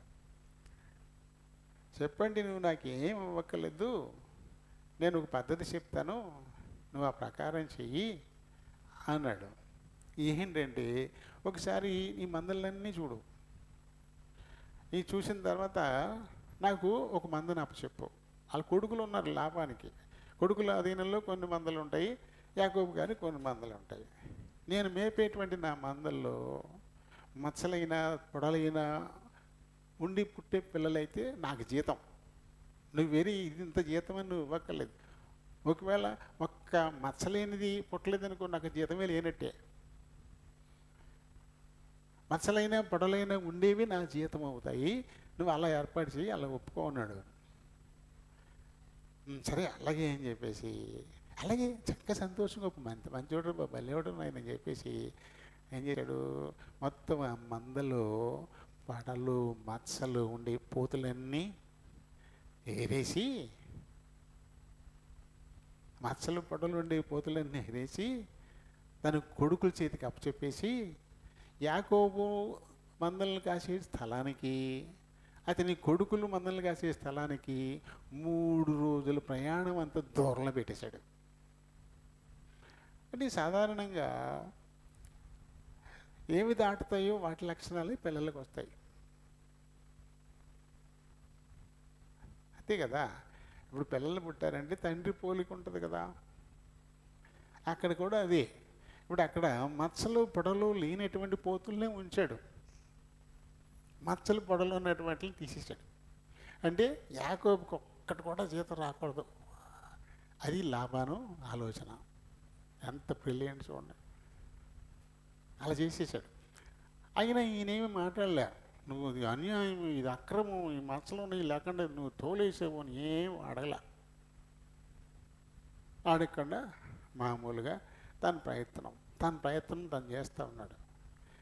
అవి ఈయనగా ఇప్పుడు చూలు కట్టే టైం వచ్చేటప్పటికి అవి నీళ్లు తాగేటువంటి ఆ సెలయేళ్ళ దగ్గర నిర్వంజి చువ్వలు ఏదో నల్లగా ఉంటాయంట, అవి పట్టుకొచ్చి అక్కడక్కడ వాటి తొక్కలు ఒలిచి చూస్తే మచ్చలు ఉన్నట్టు కనబడతాయి అన్నమాట, నలుపు తెలుపు మచ్చలు ఉన్నట్టు కనబడతాయి. అలాంటి వాటిని అక్కడ పెట్టాడు. అవన్నీ వచ్చి అక్కడికి వచ్చి ఆ నీళ్లు తాగి ఆ టైంలోనే అవి పుర్లయ్యి. ఈయన ఆలోచన ఏంటంటే ఈ మచ్చలు డాగులు వాటికి వస్తాయి, నాకు జీతం అవుతుంది అనేటువంటి కోరిక ఈయనకి. మొత్తం అది అనుకున్నట్టుగానే అవి వినేటప్పటికీ మచ్చలు డాగులతో పుట్టాయి పిల్ల. అప్పుడు ఏం చేశాడు ఈయన, గడ్డి బాగా దొరికి మందులు బాగా తిని పుష్టిగా ఉంటాయి చూడండి, ఆ టైంలో ఇలాంటివి పెట్టేవాడు విసువలో. అప్పుడప్పుడు పుట్టేటువంటి పిల్లలన్నీ కూడా చాలా బలంగా వచ్చాయి. సరిగా మేత లేక డొక్కలు ఎండిపోయి ఉండే రోజుల్లో పెట్టేవాడు కాదు. అప్పుడు పుట్టిన పిల్లలేమో బక్క పీసులు అనమాట, అలా ఉండేది. ఆ తర్వాత మామ లెక్క చూడడానికి వస్తే బక్క పలసినవి కనపడుతున్నాయి, బలిసినవి కనపడుతున్నాయి. బలిసినట్లు అన్నిటికీ మచ్చలు ఉన్నాయి, మచ్చలు లేనివన్నీ బక్కాయి. లాభాన్ని మొక్కం చూక్కుని పొద్దుగా ఎందుకంటే లాభానికి వచ్చే మందేమో ఎండిపోయి ఉంది, డొక్కలు ఎండిపోయి పక్కపలసినవి అన్నీ. యాకోబు మందేమో మంచి బలిసిపోయి ఉన్నాయి. అలా లాభాను తనకు చేయాలనుకున్నటువంటి మోసాన్ని దేవుడు ఏం చేశాడు, యాకోబుకి దాన్ని ఆశీర్వాదంగా మార్చేసిన వాడుగా ఉన్నాడు. ఎందుకంటే ఈ విషయాన్ని తన భార్యలతో యాకోబు చెప్తాడు. ఆ చెప్పిన సందర్భాన్ని మనం 31వ అధ్యాయంలో మనం చూడొచ్చు. 31వ అధ్యాయంలో చూడండి, 5వ వచనం నుంచి చూస్తే, మీ తండ్రి కటాక్షము నిన్న మొన్న నా మీద ఉండినట్లు ఇప్పుడు నా మీద ఉండలేదని నాకు కనబడుచున్నది. అయితే నా తండ్రి యొక్క దేవుడు, ఇప్పుడు కూడా నా దేవుడు అంట్లా, ఇప్పుడు కూడా నా దేవుడు అంట్లా. ఎందుకంటే ఇప్పుడు రావాలి, మళ్ళీ బేతేల దగ్గరికి రావాలి, అప్పుడు కానీ నా దేవుడని చెప్పడం. ఇప్పుడు నా తండ్రి యొక్క దేవుడు నాకు తోడై ఉన్నాడు. మీ తండ్రికి నా యావశక్తితో కొలువు చేసేదనని మీకు తెలిసే ఉన్నది. మీ తండ్రి నన్ను మోసపుచ్చి 10 మార్లు నా జీతాన్ని మార్చాడు అంటాడు. 10 మార్లు, అన్ని మార్లు ఇక్కడ రాయబడలేదు, కానీ తన అనుభవాన్ని తన భార్యలతో ఆయన చెప్పుకున్నాడు. 10 మార్లు నా జీతాన్ని మార్చాడు, అయినను దేవుడు అతన్ని నాకు హాని చేయనీయలేదు. అతడు పొడలు గలవి జీతమగునని చెప్పిన యెడల అప్పుడు మందలన్నీయు, పొడలు గల పిల్లలని నేను చారలు గలవి నీ జీతమగునని చెప్పిన యెడల అప్పుడు మందలన్నీయు చారలు గల పిల్లల్ని నేను. అట్లు దేవుడు మీ తండ్రి పశువులను తీసి నాకిచ్చెను. ఇక్కడ చెప్తున్నాడు చూడండి, మందలు చూలు కట్టు కాలమున నేను స్వప్నమందు కన్నులెత్తి చూడగా గొర్రెలను దాటు పొట్టేళ్ళు చారలైనవి పొడలైనవి మచ్చలైనను కలవయ్యుండెను. మరియు ఆ స్వప్నమందు దేవుని దూత యాకోబు నన్ను పిలవగా చిత్తము ప్రభువా అని చెప్పి తిని, అప్పుడు ఆయన ఆ కళ్ళెత్తి చూడు, గొర్రెలను దాటుచున్నటువంటి పొట్టేళ్ళన్నీ చార్లైనను మచ్చలైనను కలవి కదా, ఏలైనగా లాబాను నీకు చేయుచున్న యావత్తు నేను చూశాను. నీకు ఏమీ జీతం రాకుండా ఉండాలా, నువ్వు ఎప్పటికీ దాసుడుగానే ఉండాలి, మందగలిగిన వాడు నువ్వు కాకూడదు అనుకున్నాడు మీ మామ. అందుకని చార్లైనా పొడలైనా ఉన్నవే నా జీతం అని నువ్వు అన్నప్పుడు మచ్చలు చార్లు ఉన్నటువంటి ఒక్క పొట్టేళ్ళను కూడా ఉంచకుండా తోలేసాడు దూరంగా, నీకు జీతం ఇవ్వకూడదని. కానీ నేనే ఏం చేశాను, దాటే పొట్టేళ్ళన్నీ కూడా మచ్చలు చార్లు ఉన్నట్టుగా నేను చేశాను చూడు అని చెప్పేసి దేవుడు చెప్పాడని మాటని తన భార్యలతో ఈయన చెప్పినటువంటి సందర్భంలో సత్యాన్ని తెలియజేస్తాడు. కాబట్టి ఇక లాబాను పేరు మంచిదే, వైట్, చాలా తెల్లని హృదయం కలిగిన వాడిగా కనబడతాడు అన్నమాట పైకి. కానీ చాలా బ్రిలియంట్, కన్నింగ్, సొంత రక్తాన్ని నా ఎముక నా మాంసం అని చెప్పేసి కౌగిలించి ఏడిచిన మేనల్లుండే మోసం చేయడానికి. అంటే ఇవి కొద్ది కొద్దిగా యాకోబుకి షాకింగ్లు అన్నమాట. తన మనసాక్షి ఉంది కదా, అన్న దగ్గర జ్యేష్ఠత్వాన్ని తీసుకున్నాను నేను అని కొంచెం తన మట్టుకు తను ఏశావు అడిగితేనే ఇచ్చాడు, యాకోబు ఇష్టం చెప్పినే జరిగింది. అయినా సరే తన మనసాక్షి ఉంది. అలాగే తండ్రి ఇచ్చినటువంటి దీవెనలు రెండోసారి కూడా మళ్ళీ దీవెంచి ఇచ్చాడంటే తండ్రి ఇష్టపూర్వకంగానే ఇచ్చినట్టవి. అయినా సరే అన్నకి నాకు చెందాల్సినటువంటి ఆశీర్వాదాలు అమ్మ ప్రోద్బలంతో నేను పొందేశాను అని కొద్దిగా తన మనసాక్షి తన లోపల ఉంటుంది. అని మేము ఇలా చేసినప్పుడల్లా అవునులే నేను చేశాను కదా, నాకు తగ్గట్టుగానే ఇది, నాకు తగ్గదే ఇది మోసపోకుడి దేవుడు ఎక్కిరింపడ్డు, ఏం చేస్తున్నావు అదే నీకు వస్తుందన్నట్టుగా కొద్దిగా యాకోబు గారికి ఇటువంటి తలంపులు తనకి వస్తూనే ఉండేవి అన్నమాట. ఇది ఆయన సంతానం గురించి, ఆయన చేసినటువంటి 7+7+6 తన కొలువు గురించి మనం ఇవి చూస్తాం. ఇక్కడ కుటుంబం కొరకు తన సంపాద్యం 14 ఏళ్ళు మరి నీకు నేను కొలువు చేశాను కదా నా భార్యల కోసం, మరి నా కుటుంబం కోసం నా సంతానం కోసం నేను కొలువు చేసుకోవద్దా, సంపాదించుకోవద్దా అని కదా అడిగాడు మామని. అంటే కుటుంబం పట్ల బాధ్యత ఖచ్చితంగా ఉండాలి. ప్రతి ఇంటి యజమాని, పురుషుడు, తండ్రి తన భార్య బిడ్డలు వారి యొక్క బాధ్యతని తన భుజాల మీద వేసుకోవాలి. అందుకొరకు వాళ్ళు పాటుపడాలి, కష్టపడాలి. కొంతమంది కొంచెం పిల్లలు ఎదిగిన తర్వాత ఆ పిల్లల్ని పంపించేసి వీళ్ళ ఇంటికాడ కూర్చుంటుంటారు. శక్తి ఉన్నంతకాలం పనిచేయాల్సిందే, కుటుంబం కోసం పనిచేయాలి. అలా కూర్చొని తినడం వల్ల పిల్లలకి ఎలాంటి ఆలోచన వస్తుంది? ఆ తండ్రి మీద మంచి ఉంటుందా? ప్రేమ బాగుంటుందా? నేను రెక్కలు ముక్కలు చేసుకొని తెచ్చి పెడుతుంటాడు తినేసేసి. ఆ తర్వాత ఆడ వయసు పెద్ద అయిపోతుంది, వీళ్ళు బయటకు వెళ్ళిపోయిన తర్వాత ఆ నాన్న మీద ప్రేమ ఉంటుంది. వీళ్ళకే పని చేయగలిగినంత కాలము తను పని చేస్తేనే పిల్లల్ని వద్దునన్నా నీకు పానే ఇంక పెద్దడు అయిపోయి మేము ఉన్నాం కదా అని వాళ్ళ ఒత్తిడితో మానేయాలి. అంతేగాని తన మట్టుకు తానే పని మానేసేసి కూర్చుని పిల్లల మీద ఆధారపడిపోయి ఉండిపోతే అక్కడ మళ్ళీ ఏమవుతాయి? ప్రేమలు మారిపోతాయి, ఈక్వేషన్ మారిపోద్ది.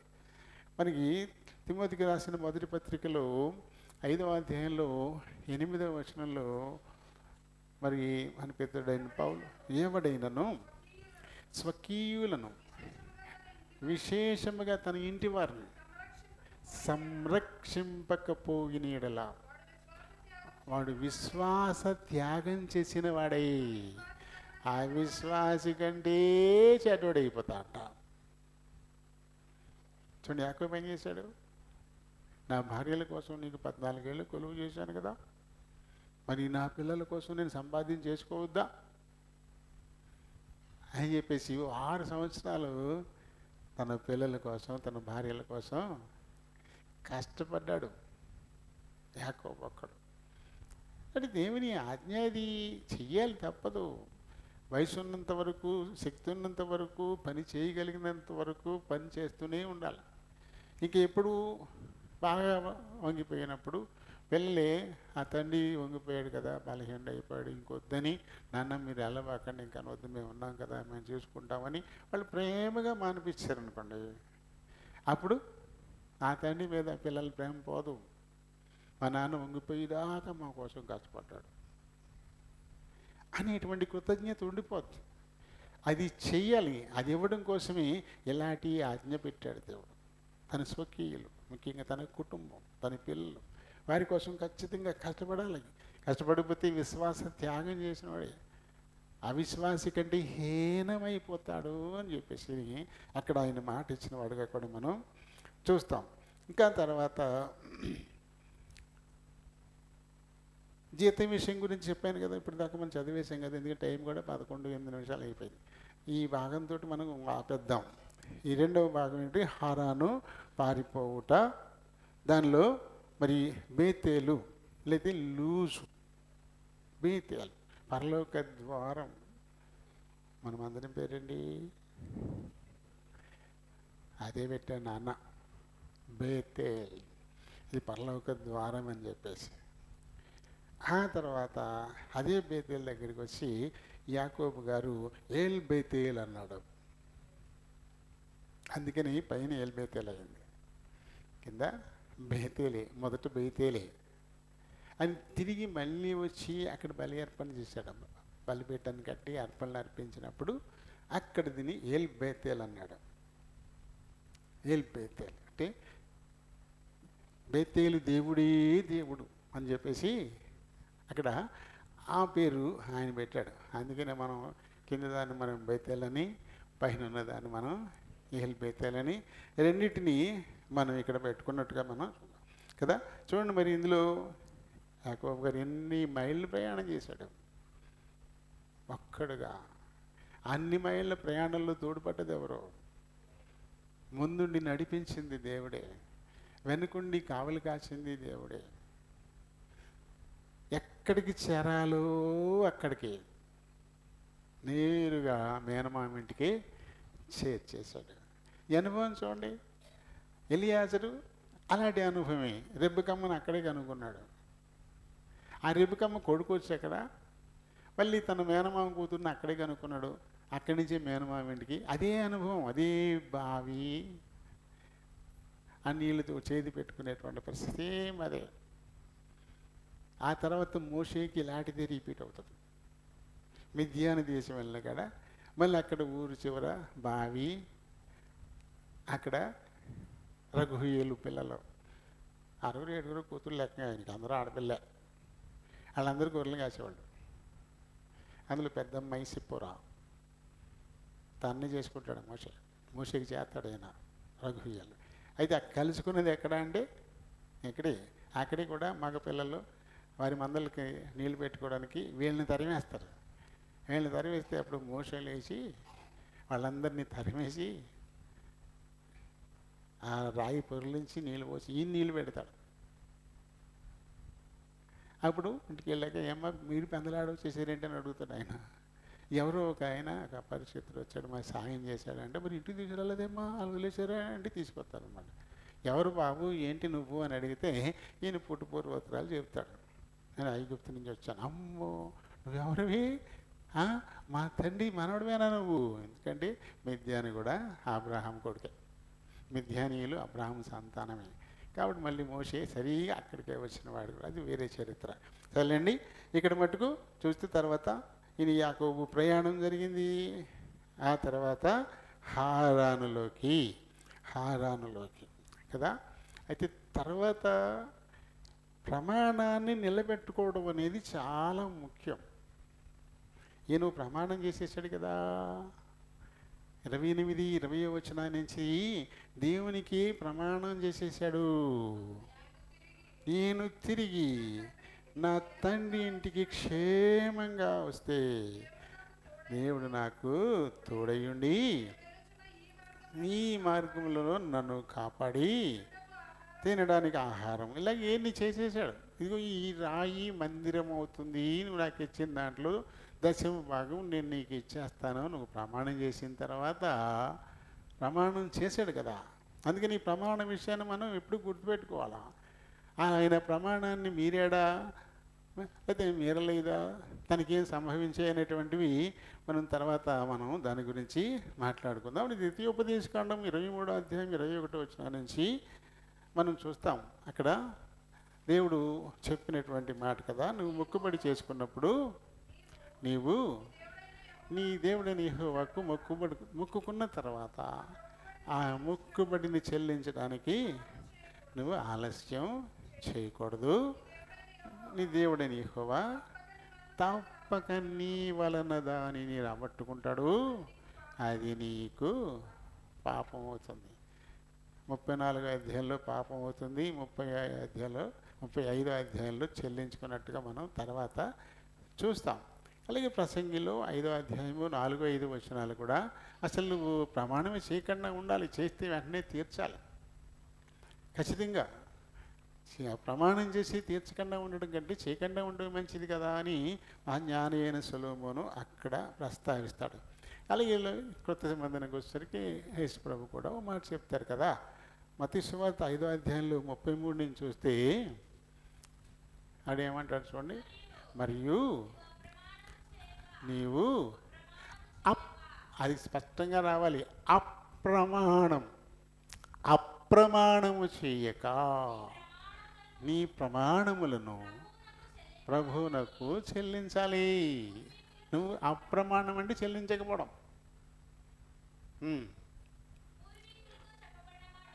విన్నారు కదా, ద్వితీయోపదేశకాండంలో చెప్పాడు కదా, ప్రసంగిలో చెప్పాడు కదా, ఈ గుర్తు చేస్తున్నాడు ఈయన. నేను మీతో చెప్పినది ఏమనగా ఎంత మాత్రము ప్రమాణం చెయ్యొద్దు. ప్రమాణం అసలు చెయ్యొద్దు, ఎట్టి పరిస్థితుల్లో ప్రమాణం అని చేయకు. ఆకాశం తోడు అనుకో, అది దేవుని సింహాసనం. భూమి తోడు అనుకో, అది ఆయన పాదపీఠము. యెరూషలేము తోడనొద్దు, అది మహారాజు పట్టణం. నీ తల తోడనొద్దు అనొద్దు. నెరిసిన నీ వెంట్రుకను నల్లగానే తెల్లగా నువ్వేమైనా మార్చుకోగలవా? దాని మీద నీకేం రైట్ ఉంది? నువ్వేం చేయగలవా? నీ వల్ల అవుతుందా? కాబట్టి అలాంటిదేం చేయకు. నీ మాట అవునంటే అవును, కాదంటే కాదు, అంతే.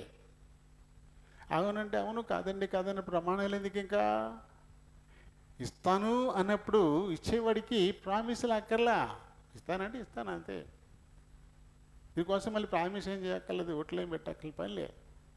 ఓట్లు ఎందుకు? బోట్లు ఏమో ఇవ్వలేనేమో అన్నవాడికి, అవతల ఉండి అమ్మడేమో అన్నవాళ్ళకి ఓట్లు. ఎప్పుడు వస్తుందా పరిస్థితి? ఒకసారి తీసుకుని మనం ఇవ్వనప్పుడు అది మనం నమ్మడం. కాబట్టి ఇప్పుడు బొబ్బ ఈసారి తప్పకుండా తప్పకుండా తల తాగట్టు నేను ఇచ్చేస్తానని ఓట్లెట్టాల్సిన పరిస్థితి అప్పుడు వచ్చింది. నమ్మకత్వం కోల్పోయిన తర్వాత అంతే. యథార్థంగా ఇచ్చిపుచ్చుకుంటా జరిగిపోయేటప్పుడు ప్రామిసులతో పని ఉంది.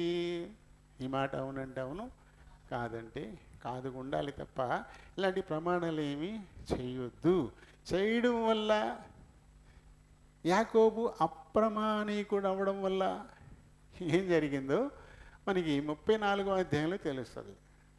దాని ప్రభావం చాలా ఘోరంగా ఉంటుంది. తన ప్రమాణం చేయడం ద్వారా చాలా ఘోరంగా ఉంటుంది. 11-16 నిమిషాలు అయిపోయింది. కాబట్టి ఈ భాగంతో మనం ఇక్కడికి ముగించేద్దాం. దీని నుంచి మనం నేర్చుకునేది ఏంటి? పెద్దవాళ్ళ దీవెనలు, తండ్రి దీవెనలు, ఆత్మీయ తండ్రుల దీవెనలు, వారి ప్రార్థనలు తోడుగా ఉంటాయి. వాటిని బట్టి దేవుడు ముందుండి నడిపిస్తాడు, వెనుకుండి కావలు కాస్తాడు, చేరవలసిన స్థలానికి చాలా జాగ్రత్తగా భద్రంగా చేరుస్తాడు, అక్కడ కూడా కాపాడుతాడు. బాధ్యత ఆయన తీసుకుంటాడు అనేది ఈ భాగంలో మనకి తెలియపరచబడుతుంది. ఎక్కడో 500 మైళ్ళ తర్వాత ఉన్న ఊరు దేవుడు ఎంత క్షేమంగా చేరాల్సిన స్థలానికి చేర్చాడు. ఈ మధ్యలో ఎన్ని ప్రమాదాలు కదా! యెరూషలేము నుంచి ఎరుకో వైపుకి ఒకటి వెళ్తుంటే దొంగలు కొట్టేలా ఒంటిగాడు వెళ్తున్నప్పుడు 4 పడి కొట్టేసి ఉన్నది లాక్కుని ఏమైనా చేసేయచ్చు. అటువంటిది ఏం లేకుండా తన చుట్టూ తన కృపా వలయాన్ని భద్రంగా ఉంచి అందులోనే నడిచేలా చేసి క్షేమకరంగా తీసుకెళ్ళినవాడు. అలాగే అక్కడికి వెళ్ళిన తర్వాత తన మేనమామ తనను మోసం చేయాలని చూసినప్పటికీ కూడా ఏదైతే తనతో చెప్పాడో ఆ మాట చొప్పున అతను చేయాలనుకున్న ప్రతి మోసాన్ని కూడా యాకోబుకి లాభంగా మార్చేశాడు. నేను తిరిగి వెళ్ళిపోతాను అన్నప్పుడు ఆ మాట లాభాన్ని తన్నోటితో తనే చెప్పాడు. నిన్ను బట్టి దేవుడు నన్ను చాలా ఆశీర్వదించాడు, ఈ సంగతి నేను శకునం చూసి తెలుసుకున్నాను అంటాడు ఆయన. ఈ సంగతి అంతా నేను శకునం చూసి తెలుసుకున్నాను. 30వ అధ్యాయంలో ఈ మాటలు మనం చూస్తాం. 30వ అధ్యాయంలో మనకి 27వ వచనాన్ని చూస్తే, అందుకు లాబాను అతనితో, నీ కటాక్షము నా మీదనున్న ఎడల నా మాట వినుము, నిన్ను బట్టి యెహోవా నన్ను ఆశీర్వదించనని శకునము చూసి తెలుసుకొంటినని చెప్పాను. నిన్ను బట్టి నన్ను దేవుడు ఎంతగానో ఆశీర్వదించాడు. బాబు వెళ్ళబోకు నాయన వెళ్ళబోకు బతిమాలుకుంటున్నాడు. నీ దయ నా మీద ఉంచు, నీ కటాక్షం నా మీద ఉంచు. ఇలా ఓ సిరియన్ ఉన్నవాడు, సిరియన్ మొత్తం మీద ఆ ప్రాంతంలో లాభానికి మంచి పేరు ప్రఖ్యాతులు ఉన్నవాడు, బలవంతుడు. ఇతను పొరుగురుడు, ఎప్పటి నుంచో వచ్చాడు మేనమామ అంటే ఇది కొంచెం ఒంటిగాడు. అలాంటి వాడిని బతిమాలుకుంటున్నాడు ఈయన. బాబా నువ్వు నీ కటాక్షణ మీద ఉండి నిన్ను బట్టి దేవుడు నన్ను దీవించాడు, ఇదంతా నేను శకునం చూసి తెలుసుకున్నాను నేను అని బతిమాలుకుంటున్నాడు కదా. ఎలాంటి స్థితి చూసారా? మనం ఒంటిగా ఉన్నామని అనుకోకల్లా దేవుడు నీకు తోడై ఉన్నప్పుడు నీ బలం చాలా గొప్పది. నిన్ను బట్టి ఇతరులు ఆశీర్వదింపబడతారు. ఆ విషయం వాళ్ళు తెలుసుకుంటారు. యోసేపుని బట్టి పోతీఫరు ఇంటిని దేవుడు దీవించలా, బహుగా దీవించేశాడు. పోతీఫరు ఇంటిని యోసేపుని బట్టి దీవించాడు కదా. అలాగే ఏలియాను బట్టి సారిపత్ర విధవరాలి ఇంటిని దేవుడు బహుగా దీవించేశాడు కదా. అలానే దేవుడు మనకి తోడుగా ఉండి వేల మంది నీ చుట్టూ ఉన్నట్టే. కానీ మనుషులు దేవుణ్ణి దూరం చేసుకుని లోక సంబంధమైన మనుషుల్ని బలం చేసుకుంటారు. మా వాళ్ళు చిటికెత్తో చెత్తరపోళ్ళు అంత.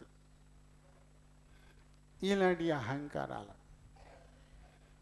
ఏమన్నా నిజమా? నిజమా? ఇవన్నీ అబద్ధాలే. ఈ నిజమైనటువంటి బలం కాదు ఇది.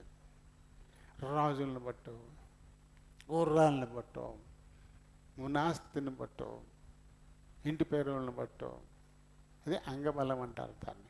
డబ్బు అర్ధబలం అంటారు. వీటిని బట్టో మనం ఎప్పటికీ అతిశయించకూడదు.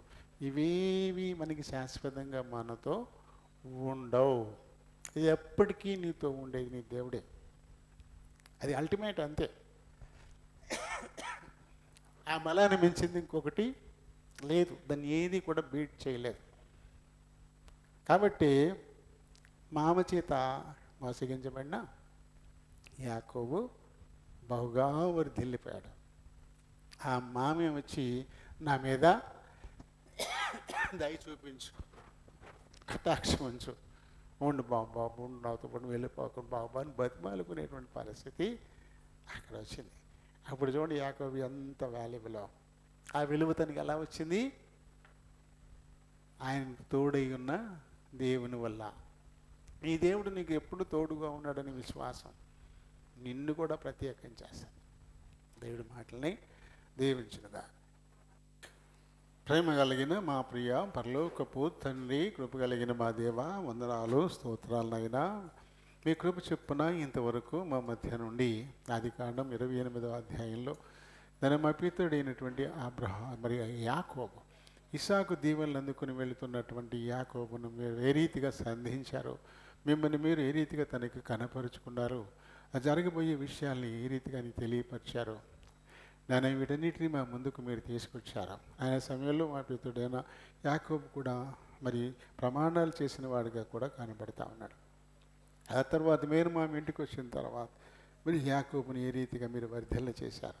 లాభాన్ని మోసం చేయాలనుకున్నప్పటికీ కూడా ఆ మోసాలన్నింటినీ ఆశీర్వాదకరంగా మీరు మార్చినటువంటి వారుగా ఉన్నారు నాయన. మరి ఇంకా యాకోబు నా దేవుడు అనలే, మీరు కూడా యాకోబు దేవుణ్ణి అనలే ఆయన. మరి మేము హృదయపూర్వకంగా మిమ్మల్ని అంగీకరించాలా, మిమ్మల్ని మా దేవుడిగా మేము అనుకోవాలి. అప్పుడు మాత్రమే నీ దేవుణ్ణి అని మీరు చెప్తారు. అంతే తప్ప బలవంతంగా మీరు మమ్మల్ని సృష్టించినప్పటికీ కూడా నేను నీ దేవుణ్ణి అని చెప్పేసి బలవంతంగా మా మీద మీరు రుద్దడానికి ఎప్పుడు కూడా ఇష్టపడరు అనేటువంటిది ఆయన మరి ఈ దృష్టాంతం ద్వారా మాకు తెలియపరిచినందుకు వందనాలు స్తోత్రాలు. సర్వ సృష్టి ఆది సంభూతుడైన దేవుడు మీరు తండ్రి. అలాంటి మీరు మా దేవుడుగా కలిగి ఉండడం ఎంతో గొప్ప. యెహోవా తమ దేవుడుగా కలిగినటువంటి జనులు ధన్యులని మీ లేఖనం చెప్తుంది. కాబట్టి మేము కూడా యెహోవా మా దేవుడని హృదయపూర్వకంగా అంగీకరించినట్లయితే ఆయన అబ్రహాము దేవుడని పిలువబడినట్టుగానే, యాకోబు దేవుడని పిలువబడినట్టుగానే, తర్వాత కాలంలో ఇస్సాకు దేవుడిని పిలువబడినట్టుగానే మా దేవుడిని కూడా ఆయన మీరు పిలువబడ్డానికి ఇష్టపడేటువంటి దేవుడుగా మీరున్నారు. ఇలాంటి గొప్ప దేవుడు మీరు మాకు దొరికారు.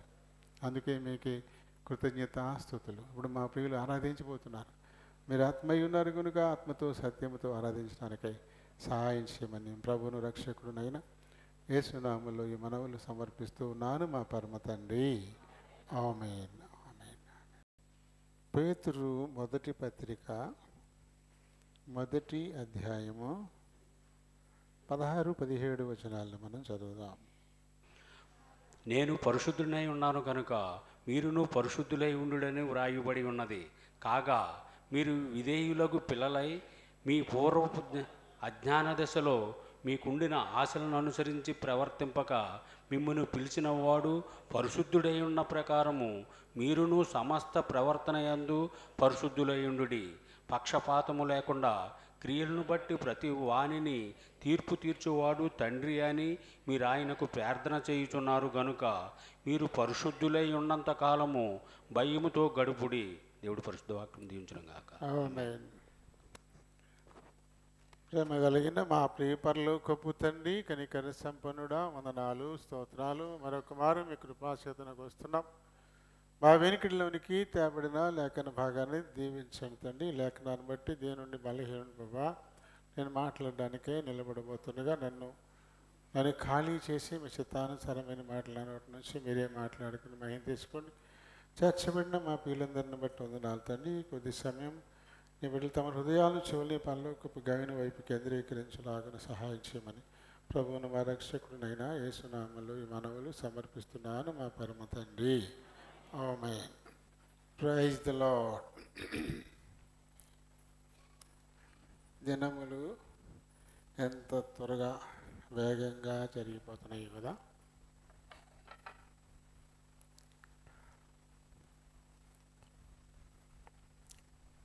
నాన్నగారి తర్వాత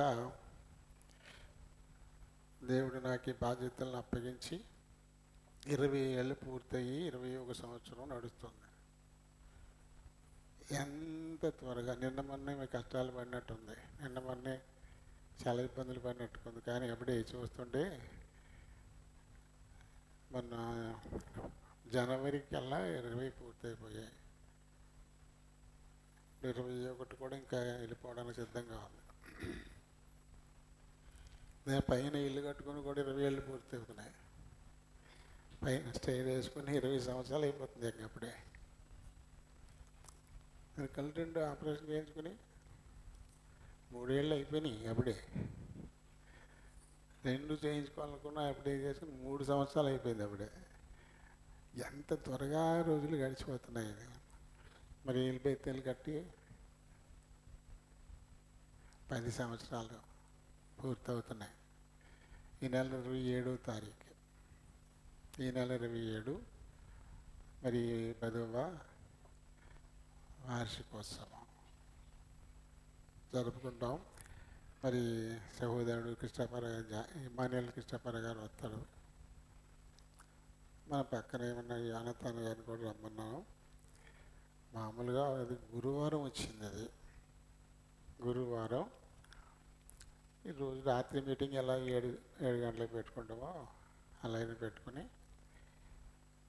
మరి మన సహోదరులు గత సంవత్సరం ఎలా అయితే ప్రేమవిందనం సంఘానికి ఏర్పాటు చేశారో ఈ సంవత్సరం కూడా అలానే మరి ఏర్పాటు చేయాలనుకుంటున్నారు, చేస్తారంట. అందరూ కూడా నాతో ఆలోచించలేదు, నాకు చెప్పలేదనే విషయాలు పక్కన పెట్టాల. ఇది ఒకళ్ళ ఇంట్లో పెళ్ళి కాదు, మన ఇల్లు, దేవుడు మనకిచ్చింది, దేవుని సంబంధించిన కార్యక్రమం. ఎవరు ముందడుగేసినా మనం ఫాలో అయిపోవాలా. నేను వేయలేదు కదా ముందడుగు, నాకు అలా అనుకోకూడదు.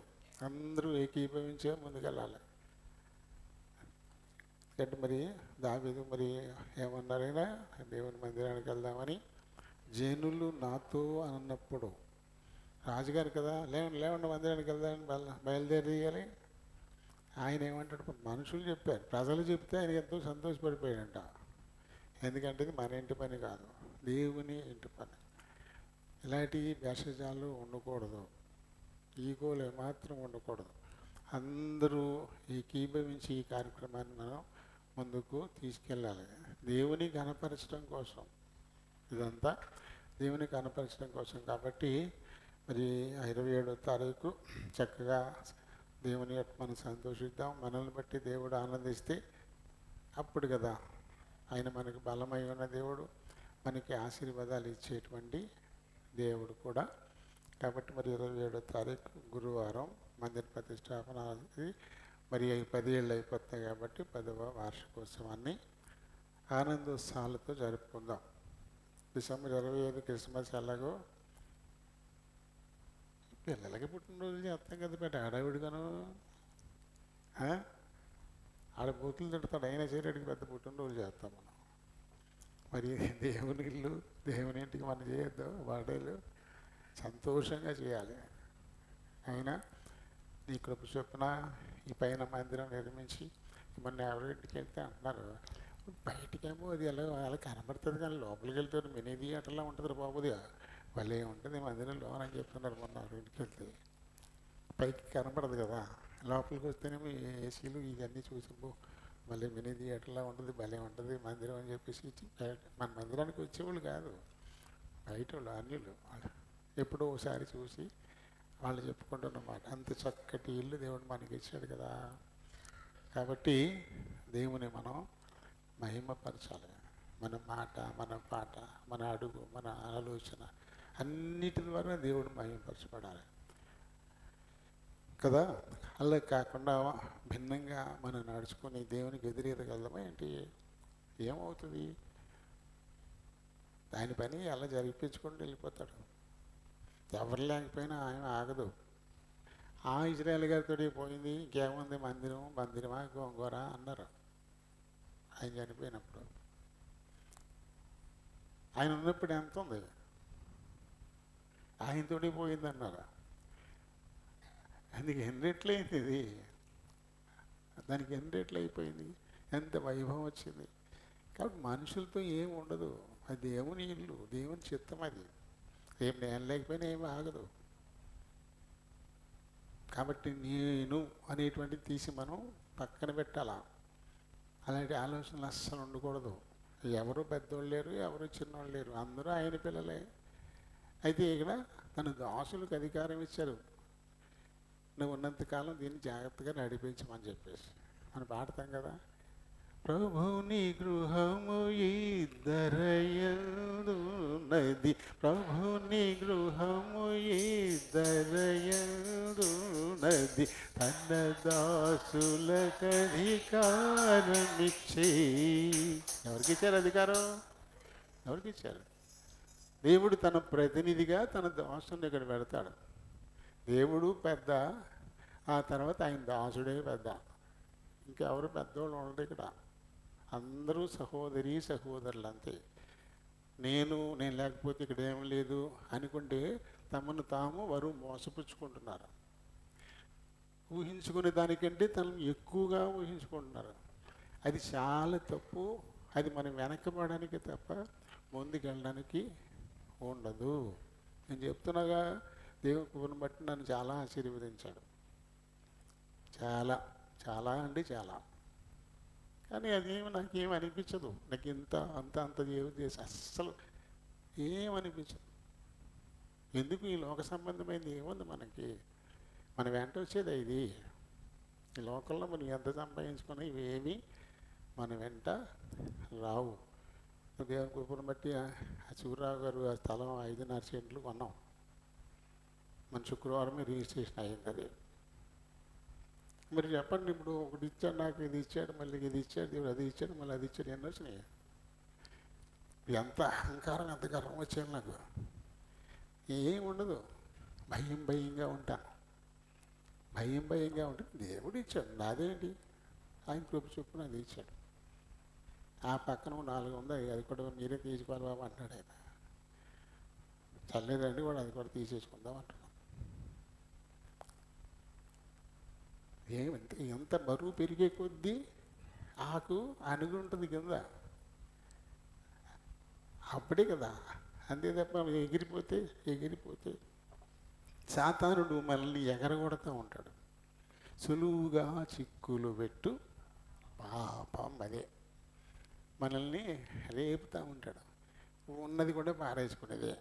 ఆకులో కొద్దిగా ఉందనుకోండి, ఎగిరి పడితే ఆకులో ఉన్నది కాస్త నేలపాలు అయిపోద్ది.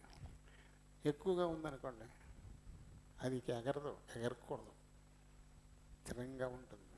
అలాగే వచ్చి కొద్దీ నువ్వు తగ్గించుకుంటేనే హెచ్చింపబడతావని కదా ఆయన ఎన్నో మార్లు చెప్పారు. అలా కాకుండా ఎవరైనా హెచ్చించుకుంటా ఉంటే ఏమవుతుందంటే మొదటి వారు కాడిపట్టివారు అవుతారంట, కాడిపట్టివారు మొదటివారు అవుతారంట. అంటే ఏ స్థితి? నువ్వు కాకపోతే నీకు స్థిరం కాదు. నేను మొదట ఉన్నాను కదా, నేను ఎప్పటికీ మొదటే ఉంటాను నువ్వు అనుకోవడానికి లేదు. దాన్ని నువ్వు కాపాడుకోకపోతే కాడపటోళ్ళు అయిపోతావు, చివరికి వెళ్ళిపోతావు. చాలా భద్రంగా ఉంటే ముందు ఆకని ఉన్న వాళ్ళు కూడా ముందుకు వచ్చేస్తారు. కాబట్టి దేవుని సన్నిధి అని చాలా భయంతో, భక్తితో, వినయంతో, విధేయతతో, తగ్గింపుతో, పరిపూర్ణ సమర్పణతో మనం ముందుకెళ్ళాలి. కాబట్టి 27వ తారీఖు కార్యక్రమాన్ని దేవునికి మహింకరంగా జరుపుతాం. మనం పాట కూడా పాడుకుంటాం. ఐక్యతాయి నాభిలాష నాదు చేదును తొలగించు పాడతాం కదా. పాట పాడి ఊరుకుంటే సరిపోద్దా? ఐక్యతను చెడగొట్టి చేదు ఏముంటుందో దాన్ని తీసేయాలి. దాన్ని తీసేసుకోకపోతే మొత్తం పోగొట్టుకుంటాం.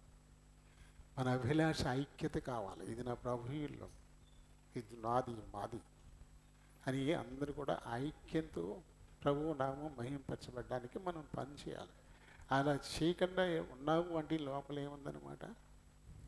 చేదు. నచ్చితేనా చేదు ఉంటే కదా. కాబట్టి 27న మరి ఇమానియల్ గారు వస్తాడు, యోనతన్ గారు కూడా వస్తారు. కార్యక్రమాన్ని మంచిగా జరుపుకుందాం. ఆ తర్వాత ఇంకా అక్కడేమి ఇల్లు కట్టుకోవడానికి ఏమి కొనలేదు. అది కేవలం మన మందిరం, ఈ పరిచర్య, ఈ కార్యక్రమాలకి ఉపయోగపడాల. మరి ఇంకా వేరే డిస్టర్బెన్స్ ఏమి ఉండకూడదనే ఉద్దేశంతో మరి లక్షలు ఖర్చు పెట్టైనా తీసుకుంటున్నాం తప్ప మనకి ఇల్లు కరువా? 3 ఇళ్ళు ఉన్నాయి కదా. కానీ ఇల్లు ఎందుకు?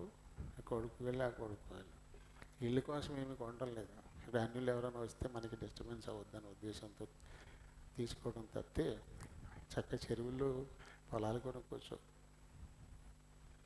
ఆశ లేదు, అది ఉండదు అక్కడ. చెప్తున్నాం కదా, ఏం దేవుడు ఇచ్చాడో వాటిని బట్టి ఇంకా అలా తగ్గిపోయి ఉండడమే తప్ప నాకు ఇంత ఉంది అని చెప్పుకోవడానికి ఏం లేదు. అటువంటిది అస్సలు మనకు ఉండకూడదు. అలా ఎప్పుడు ఉంటావు నువ్వు అప్పుడు పెరుగుతావు, ఇంకా పెరుగుతావు, ఇంకా పెరుగుతావు. ఎప్పుడు ఇంక ఇచ్చేవాళ్ళుగానే ఉంటావు, ఇప్పుడు చేయి చాచవు. దేవుడు నమ్మదగినవాడు. ఆయన మాట ఇచ్చాడు, ఆయన తప్పకుండా నెరవేరుస్తాడు. ఎప్పుడు కూడా నెరవేరుస్తాడు. సరే అండి, ఇక్కడ మనం చూద్దాం. కాగా మీరు విధేయులకు పిల్లలై, ఎలా ఉండాలంటే పిల్లలు, ఆయన పిల్లలు విధేయత చూపించాలి. ఎప్పుడు కూడా మనం ఆయనకి లొంగి ఉండాలి. We must yield to the feet of God. ఆయన పాదాల దగ్గర వంగి ఉండాలి ఎప్పుడు కూడా. అప్పుడే ఆయనకి విధేయులైనటువంటి పిల్లలు అవుతాం. మీ పూర్వపు అజ్ఞాన దశలో మీకుండిన ఆశలను అనుసరించి ప్రవర్తింపక అంటాడు. పూర్వం. ఇప్పుడు బల్లలో పాలు పంపులు పొందడానికి సిద్ధపడుతున్నాం. బల్లలో పాలు పొందక పూర్వం ఎలా ఉన్నారు? అజ్ఞాన దశలో ఉన్నారు. అప్పుడు మీకుండేటువంటి ఆశల్ని అనుసరించి ఇప్పుడు ప్రవర్తించకూడదు. అది పూర్వం. ఎప్పటికీ కూడా ప్రవర్తిస్తూ ఉంటే ఆయన వల్ల నీకు క్షేమం కాదు. అందులో అసలు పాలు పంపులే పొందకూడదు అని ఖచ్చితంగా ఆయన చెప్తూ ఉన్నాడు. మిమ్మల్ని పిలిచిన వాడు, పిలిచిన దేవుడు పరిశుద్ధుడు. కాబట్టి ఏం చేయాలి? ఇప్పుడు పరిశుద్ధులై ఉండాలి. ఆయన మిమ్మల్ని పిలిచిన వాడు పరిశుద్ధుడై ఉన్న ప్రకారము మీరును సమస్త ప్రవర్తన యందు పరిశుద్ధులై ఉండండి. అన్ని విషయాల్లోనూ, అన్ని విషయాల్లో కదా. ఒకటి కాదు, ఏదో కొన్నాటిలో బాగున్నాం సరిపోదులే అనుకుంటే కుదరదు. ఇంటికున్న అన్ని తలుపులు వేసుకోవాలి, లేకపోతే కన్నగాడు వచ్చేతాడు. ఆ 12 గుమ్మాలు ఉన్నాయి, 11 బాగా గట్టిగానే తాళాలు వేసాను కదా, ఇంకేంటి అని 12 వదిలిపెడితే ఏమవుద్ది? అది చాలా ఆడ ఎత్తుకెళ్ళిపోవడానికి, దొంగోడు ప్రవేశించడానికి అది సరిపోదా? కాబట్టి అన్ని విషయాల్లో అంటే ఇంటికి అన్ని తలుపులు వేసుకుంటేనే కానీ నీకు భద్రత లేదు. అలాగే అన్ని విషయాల్లో పరిశుద్ధత కలిగి ఉండకపోతే ఆత్మీయ భద్రత లేదు. సాతానుడు ఏదో పక్క నుంచి చొరబడిపోతాడు. అది ఎటువంటి వాడంటే సాధ్యమైతే ఏర్పరచబడిన వారిని సైతము ఈడ్చుకొని పోవడానికి చాలినవాడంట. అంటే ఎంతో యథార్థంగా అలా ఏర్పరచబడ్డ వాళ్ళే. హెబ్రోన్లో చాలామంది ఎడవబడిపోయారు. ఇప్పుడు హెబ్రోన్ పోలీస్ స్టేషన్కి ఎందుకు వెళ్ళింది, పోలీసులు కాపలా ఎందుకు వచ్చింది, అక్కడ రౌడీలు ఎందుకు అక్కడ ప్రవేశించారు అంటే కొంతమంది ఏర్పరచబడిన వారు సాతాను వల్ల పడిపోయారు, వాడు ఈడ్చుకెళ్ళిపోయారు.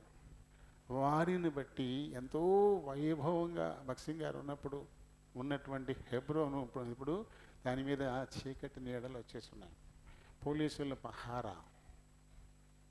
ఆయన చనిపోయినప్పుడు లక్షల లక్షల రోడ్ల మీదకి వచ్చిన పోలీసులు వేళ్ల మీద లెక్క పెట్టే వాళ్ళే ఉన్నారంట. లక్షలు లక్షల జనం ఆ సమాధుల తోటకి ఆయన తీసుకెళ్ళేటప్పుడు రోడ్లకి ఇరువైపులా ఉన్న భవనాలన్నీ జనాలేనంట, జనాలే. అన్ని గ్రూపుల కింద కొంత గ్రూపు ఒక బృందం పాట పాడుకుంటూ దేవుని స్తుతిస్తా వాయిద్యాలు వాయించుకుంటా ఆ బృందం, మళ్ళీ ఇది వినపడనంత దూరంలో ఇంకొక బృందం, అలాగే చాలా బృందాలు పాటలు పాడుకుంటూ దేవుని మహింపరుచుకుంటూ ఆయన తీసుకెళ్ళారు. పోలీసులు వేళ్ల మీద లెక్క పెట్టి వెళ్ళి ఉన్నారంట.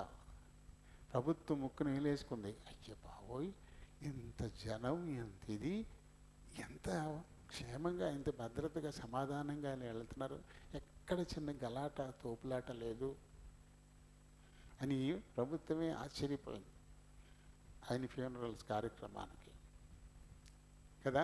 అంత చక్కగా ఐక్యతతో నడిచినటువంటి హెబ్రోన్, అందులో కొంతమంది సాతాను చేత ఏడవబడిపోయారు. ఏడవబడితే ఇప్పుడు కోర్టులకు వెళ్ళింది, పోలీసుల పహారా, రౌడీలు మామూలుగా లేదు అక్కడ. కాబట్టి ఐక్యత మనకు ఉండాలా, అలాగే యథార్థతను కాపాడుకోవాలా అనేటువంటి ఆలోచన బలంగా ఉండాలా. లేకపోతే ఇప్పుడున్న స్థితి కడదాకా ఉంటుందని నా గ్యారంటీ లేదు. ఈ లోపల సాతానుడు మనల్ని లాక్కుపోవచ్చు. ఇప్పుడు రక్షింపబడిపోయాం కదా అని నిర్లక్ష్యంగా ఉండకూడదు. మీకు కలిగిన దానిని ఆఖరి వరకు, కడమట్టుకు, ఊపిరి పోయేంత వరకు కాపాడుకోవాలంట. ఆఖరి వరకు అంటే ఎంత భద్రంగా ఉండాలా, ఎంత జాగ్రత్తగా ఉండాలి. ఈవేళ దొంగోడు ఇంట్లో పడలేదు కదా అని రేపు పడకూడదా, రేపు పడలేదు కదా అని ఎల్లుండి పడకూడదా. ఏదో రోజున పడతారు మనం జాగ్రత్త లేకపోతే. అలాగే సాతానుడు కూడా ఏదో ఒక రోజున అడుగు దొరికేస్తాం మన జాగ్రత్తగా లేకపోతే. అందుకని చాలా జాగ్రత్త కలిగి ఉండాలంటాడు. ఇంకా చూడండి, ఇంకా కిందికి వద్దాం ఏమంటాడు ఆయన, పక్షపాతము లేకుండా క్రియలను బట్టి ప్రతి వానిని తీర్పు తీర్చువాడు తండ్రి. ఆ సంగతి మనకు తెలుసు కదా, ఆయనకి పక్షపాతం లేదు. ఎన్నో కష్ట నష్టాలు వచ్చి 40 ఏళ్ల పాటు వాళ్ళు నడిపించినటువంటి మోషేని ఆయన క్షమించలే. మీరు నన్ను మహింపరచలే, కాని మాట మాట్లాడారు కాబట్టి మీరు కానానులో అడుగుపెట్టరు అని మోషేని ఆపేశాడు. ఆయనకి పక్షపాతం లేదు. మోషే బహు సాత్వికుడు, నా ఇల్లంతట్లో నమ్మకమైన వాడు, నా మహిమను తేరిపార చూస్తాడు, ముఖాముఖిగా నాతో మాట్లాడతాడు అని ఎవరిని గురించి దేవుడు సాక్ష్యం ఇచ్చారో అదే మోషే ఆ కోపంతో ఒక్కసారి ద్రోహులారా అనే మాట పలికాడు. మాట్లాడమంటే కొట్టాడు. పోనీలే బాగా విసిగించేశారు, పోనీలే అనుకోవాలైనా తప్పే అంతే. నువ్వు కానాలను అడిగడానికి లేదు, యోర్దాను నదీ తీరం నెబో శిఖరం ఎక్కి నువ్వు అక్కడ శరీరాన్ని విడిచిపెట్టాయి అన్నాడు దేవుడు. కాబట్టి పక్షపాతము లేకుండా ఇది మన మనసున పెట్టుకోవాలి ఎప్పుడు కూడా. ఆయన్ని మనం ఆ రీతిగానే ప్రార్థన చేస్తున్నాం కదా, నీకు పక్షపాతం లేదు నాయన అంటూ మనం ప్రార్థన చేస్తున్నాం. కాబట్టి మీరు పరదేశులై ఉన్నంత కాలము ఈ లోకంలో మనం స్వతంత్రులమేం కాదు. ఇక్కడ నిలువరమైన పట్టణం మనకి ఇక్కడ లేదు. ఈ లోకంలో మనం యాత్రికులమును పరదేశులమై ఉన్నాము. మన పౌరస్థితి పరలోకమందు ఉన్నది. ఇటువంటి ఎన్నో లేఖనాలు మనకి రుజువు చేస్తూ ఉన్నాయి. మనం పరదేశులం ఇక్కడ. కాబట్టి ఆ విషయాన్ని కూడా గుర్తుపెట్టుకోవాలంటాడు. మీరు పరదేశులు ఉన్నంతకాలం భయముతో గడుపుడి. అనంతకాలం భయంతో. ఏంటి ఆ భయం? పొందిన రక్షణను పోగొట్టుకుంటానేమో అనే భయం, నా ఆత్మీయ జీవితంలో ఎక్కడైనా దొరికిపోతానేమో అనే భయం. ఇది ఎప్పుడు కూడా ఉండాలి, ఎప్పుడు కూడా. అవి ఉంటే తప్ప ఆయన బలలో మనం పాలు పొందే అర్హత మనకి లభించదు. దేవుడే చెప్పాడు కదా, లేవీకాండం 11వ అధ్యాయము 44వ వచనాన్ని చదువుదాం.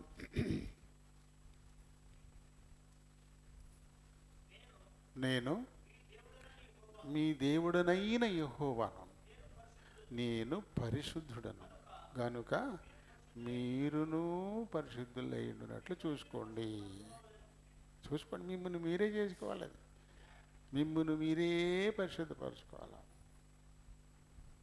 ఎందుకంటే నేను పరిశుద్ధుడిని. నాతో పాటు నా పరిశుద్ధ పర్వతం మీద నా గుడారంలో నువ్వు ఉండాలంటే మీకు మీరుగానే పరిశుద్ధపరచుకోవాలి. 45 వచనం. నేను పరిశుద్ధుడను కనుక రిపీట్ చేశాడు. 44లో అదే చెప్పాడు. మళ్ళీ 45 వచనంలో కూడా సేమ్ రిపీట్. ఇది తప్పదు. ఆయన పరిశుద్ధుడు, ఆయనతో పాటు ఉండాలనేది మన ఆశ. ఆ ఆశ నెరవేర్చుకోవాలంటే ఆయన వెళ్ళి మనం కూడా పరిశుద్ధులం కావాలి. మనకు మనంగానే పరిశుద్ధపరచుకోవాలి. అది కారణం 35వ అధ్యాయంలో ఉంటుంది ఆరంభంలో. 34లో ఘోరం జరుగుతుంది. అక్కడ మొత్తం శిఖం అంతా కూడా రక్తపాతం అయిపోద్ది, సర్వనాశనం అయిపోద్ది. లేవి షిమియోన్లు అలా చేస్తారు, తమ చెల్లికి ఏదో అన్యాయం జరిగిందని. అప్పుడు యాకోబుకి భయంకరమైన భయం వచ్చేసి ప్రభు పాదాల దగ్గరకు వస్తాడు. వస్తే అప్పుడు అంటాడు దేవుడు, ఎవడు రమ్మన్నాడు ఇక్కడికి? నువ్వు ఎక్కడికి వెళ్తా అన్నావు? ఎక్కడికి వచ్చావు? రాయి నిలబెట్టి బేతేలుని పేరు పెట్టి అక్కడికి వచ్చి మందిరం కడతాను, దశంభాగాలు ఇస్తానని చెప్పి నువ్వు షికేమికి ఎందుకు వచ్చావు? నువ్వు ఇక్కడ పాకలు ఎందుకు వేసావు? ఇక్కడ నువ్వు లే బయలుదేరు, వెళ్ళు బేతేలుకి అని చెప్తాడు దేవుడు. అప్పుడు పరిశుద్ధుడైనటువంటి ఆ దేవుని సన్నిధి అయిన బేతేలుకి వెళ్ళడానికి అందరూ పరిశుద్ధులను చేసుకోవాల్సి వచ్చింది. వాళ్ళు ఉన్న అపవిత్రత ఏముందో, ఆయన పనికిరాని ఏమి ఉంటాయి అన్నీ పీకి పారేస్తారు, మూట కట్టి దాచిపడేస్తారు. దాచేసి మొత్తం అందరూ బేతేలకి వస్తారు. వచ్చి అక్కడే బేతేలు అని పేరు పెట్టాడు. బేతేలు దేవుడే దేవుడు అని చెప్పి. కానీ ఇక్కడ సుక్కోతులో షికేంలో ఇక్కడ పాకలు వేసేసి బలిపీఠం కట్టి బలి అర్పణ చేసేసి ఇశ్రాయేలు దేవుడే దేవుడు అన్నాడు. ఇశ్రాయేల్ దేవుడే దేవుడు కాదు, బేతేలు దేవుడే దేవుడు. కానీ బేతేల్లోనే ఆయన కనపడ్డాడు. కాబట్టి ఆయన దగ్గర మనం రావాలంటే మనం ముందు మనం పరిశుద్ధులను చేసుకోవాలి. కాబట్టి పరిశుద్ధుడైన ప్రభు యొక్క దేహానికి సాదృశ్యమైన రొట్టె, ఆయన రక్తానికి సాదృశ్యమైన రొట్టెలో ఆ యొక్క రసంలో పాల పంపులు మనం పొందాలంటే ముందు మన స్థితి ఏంటి? పరిశుద్ధులమై ఉన్నామా? ఎక్కడైనా అపవిత్రత మళ్ళీ అంటుకుని డాగులా ఉందా? దాన్ని చూసుకుని దాన్ని జాగ్రత్తగా వదిలించుకొని ప్రభు దగ్గర అవసరమైతే ఒప్పుకొని క్షమాపణ అడిగి కదా, అప్పుడు అందులో పాలు పొందడానికి మనం సాహసించాలి. అప్పుడు ఇది మనకి క్షేమకరం అవుతుంది. దేవుడి మాటల్ని దీవించును.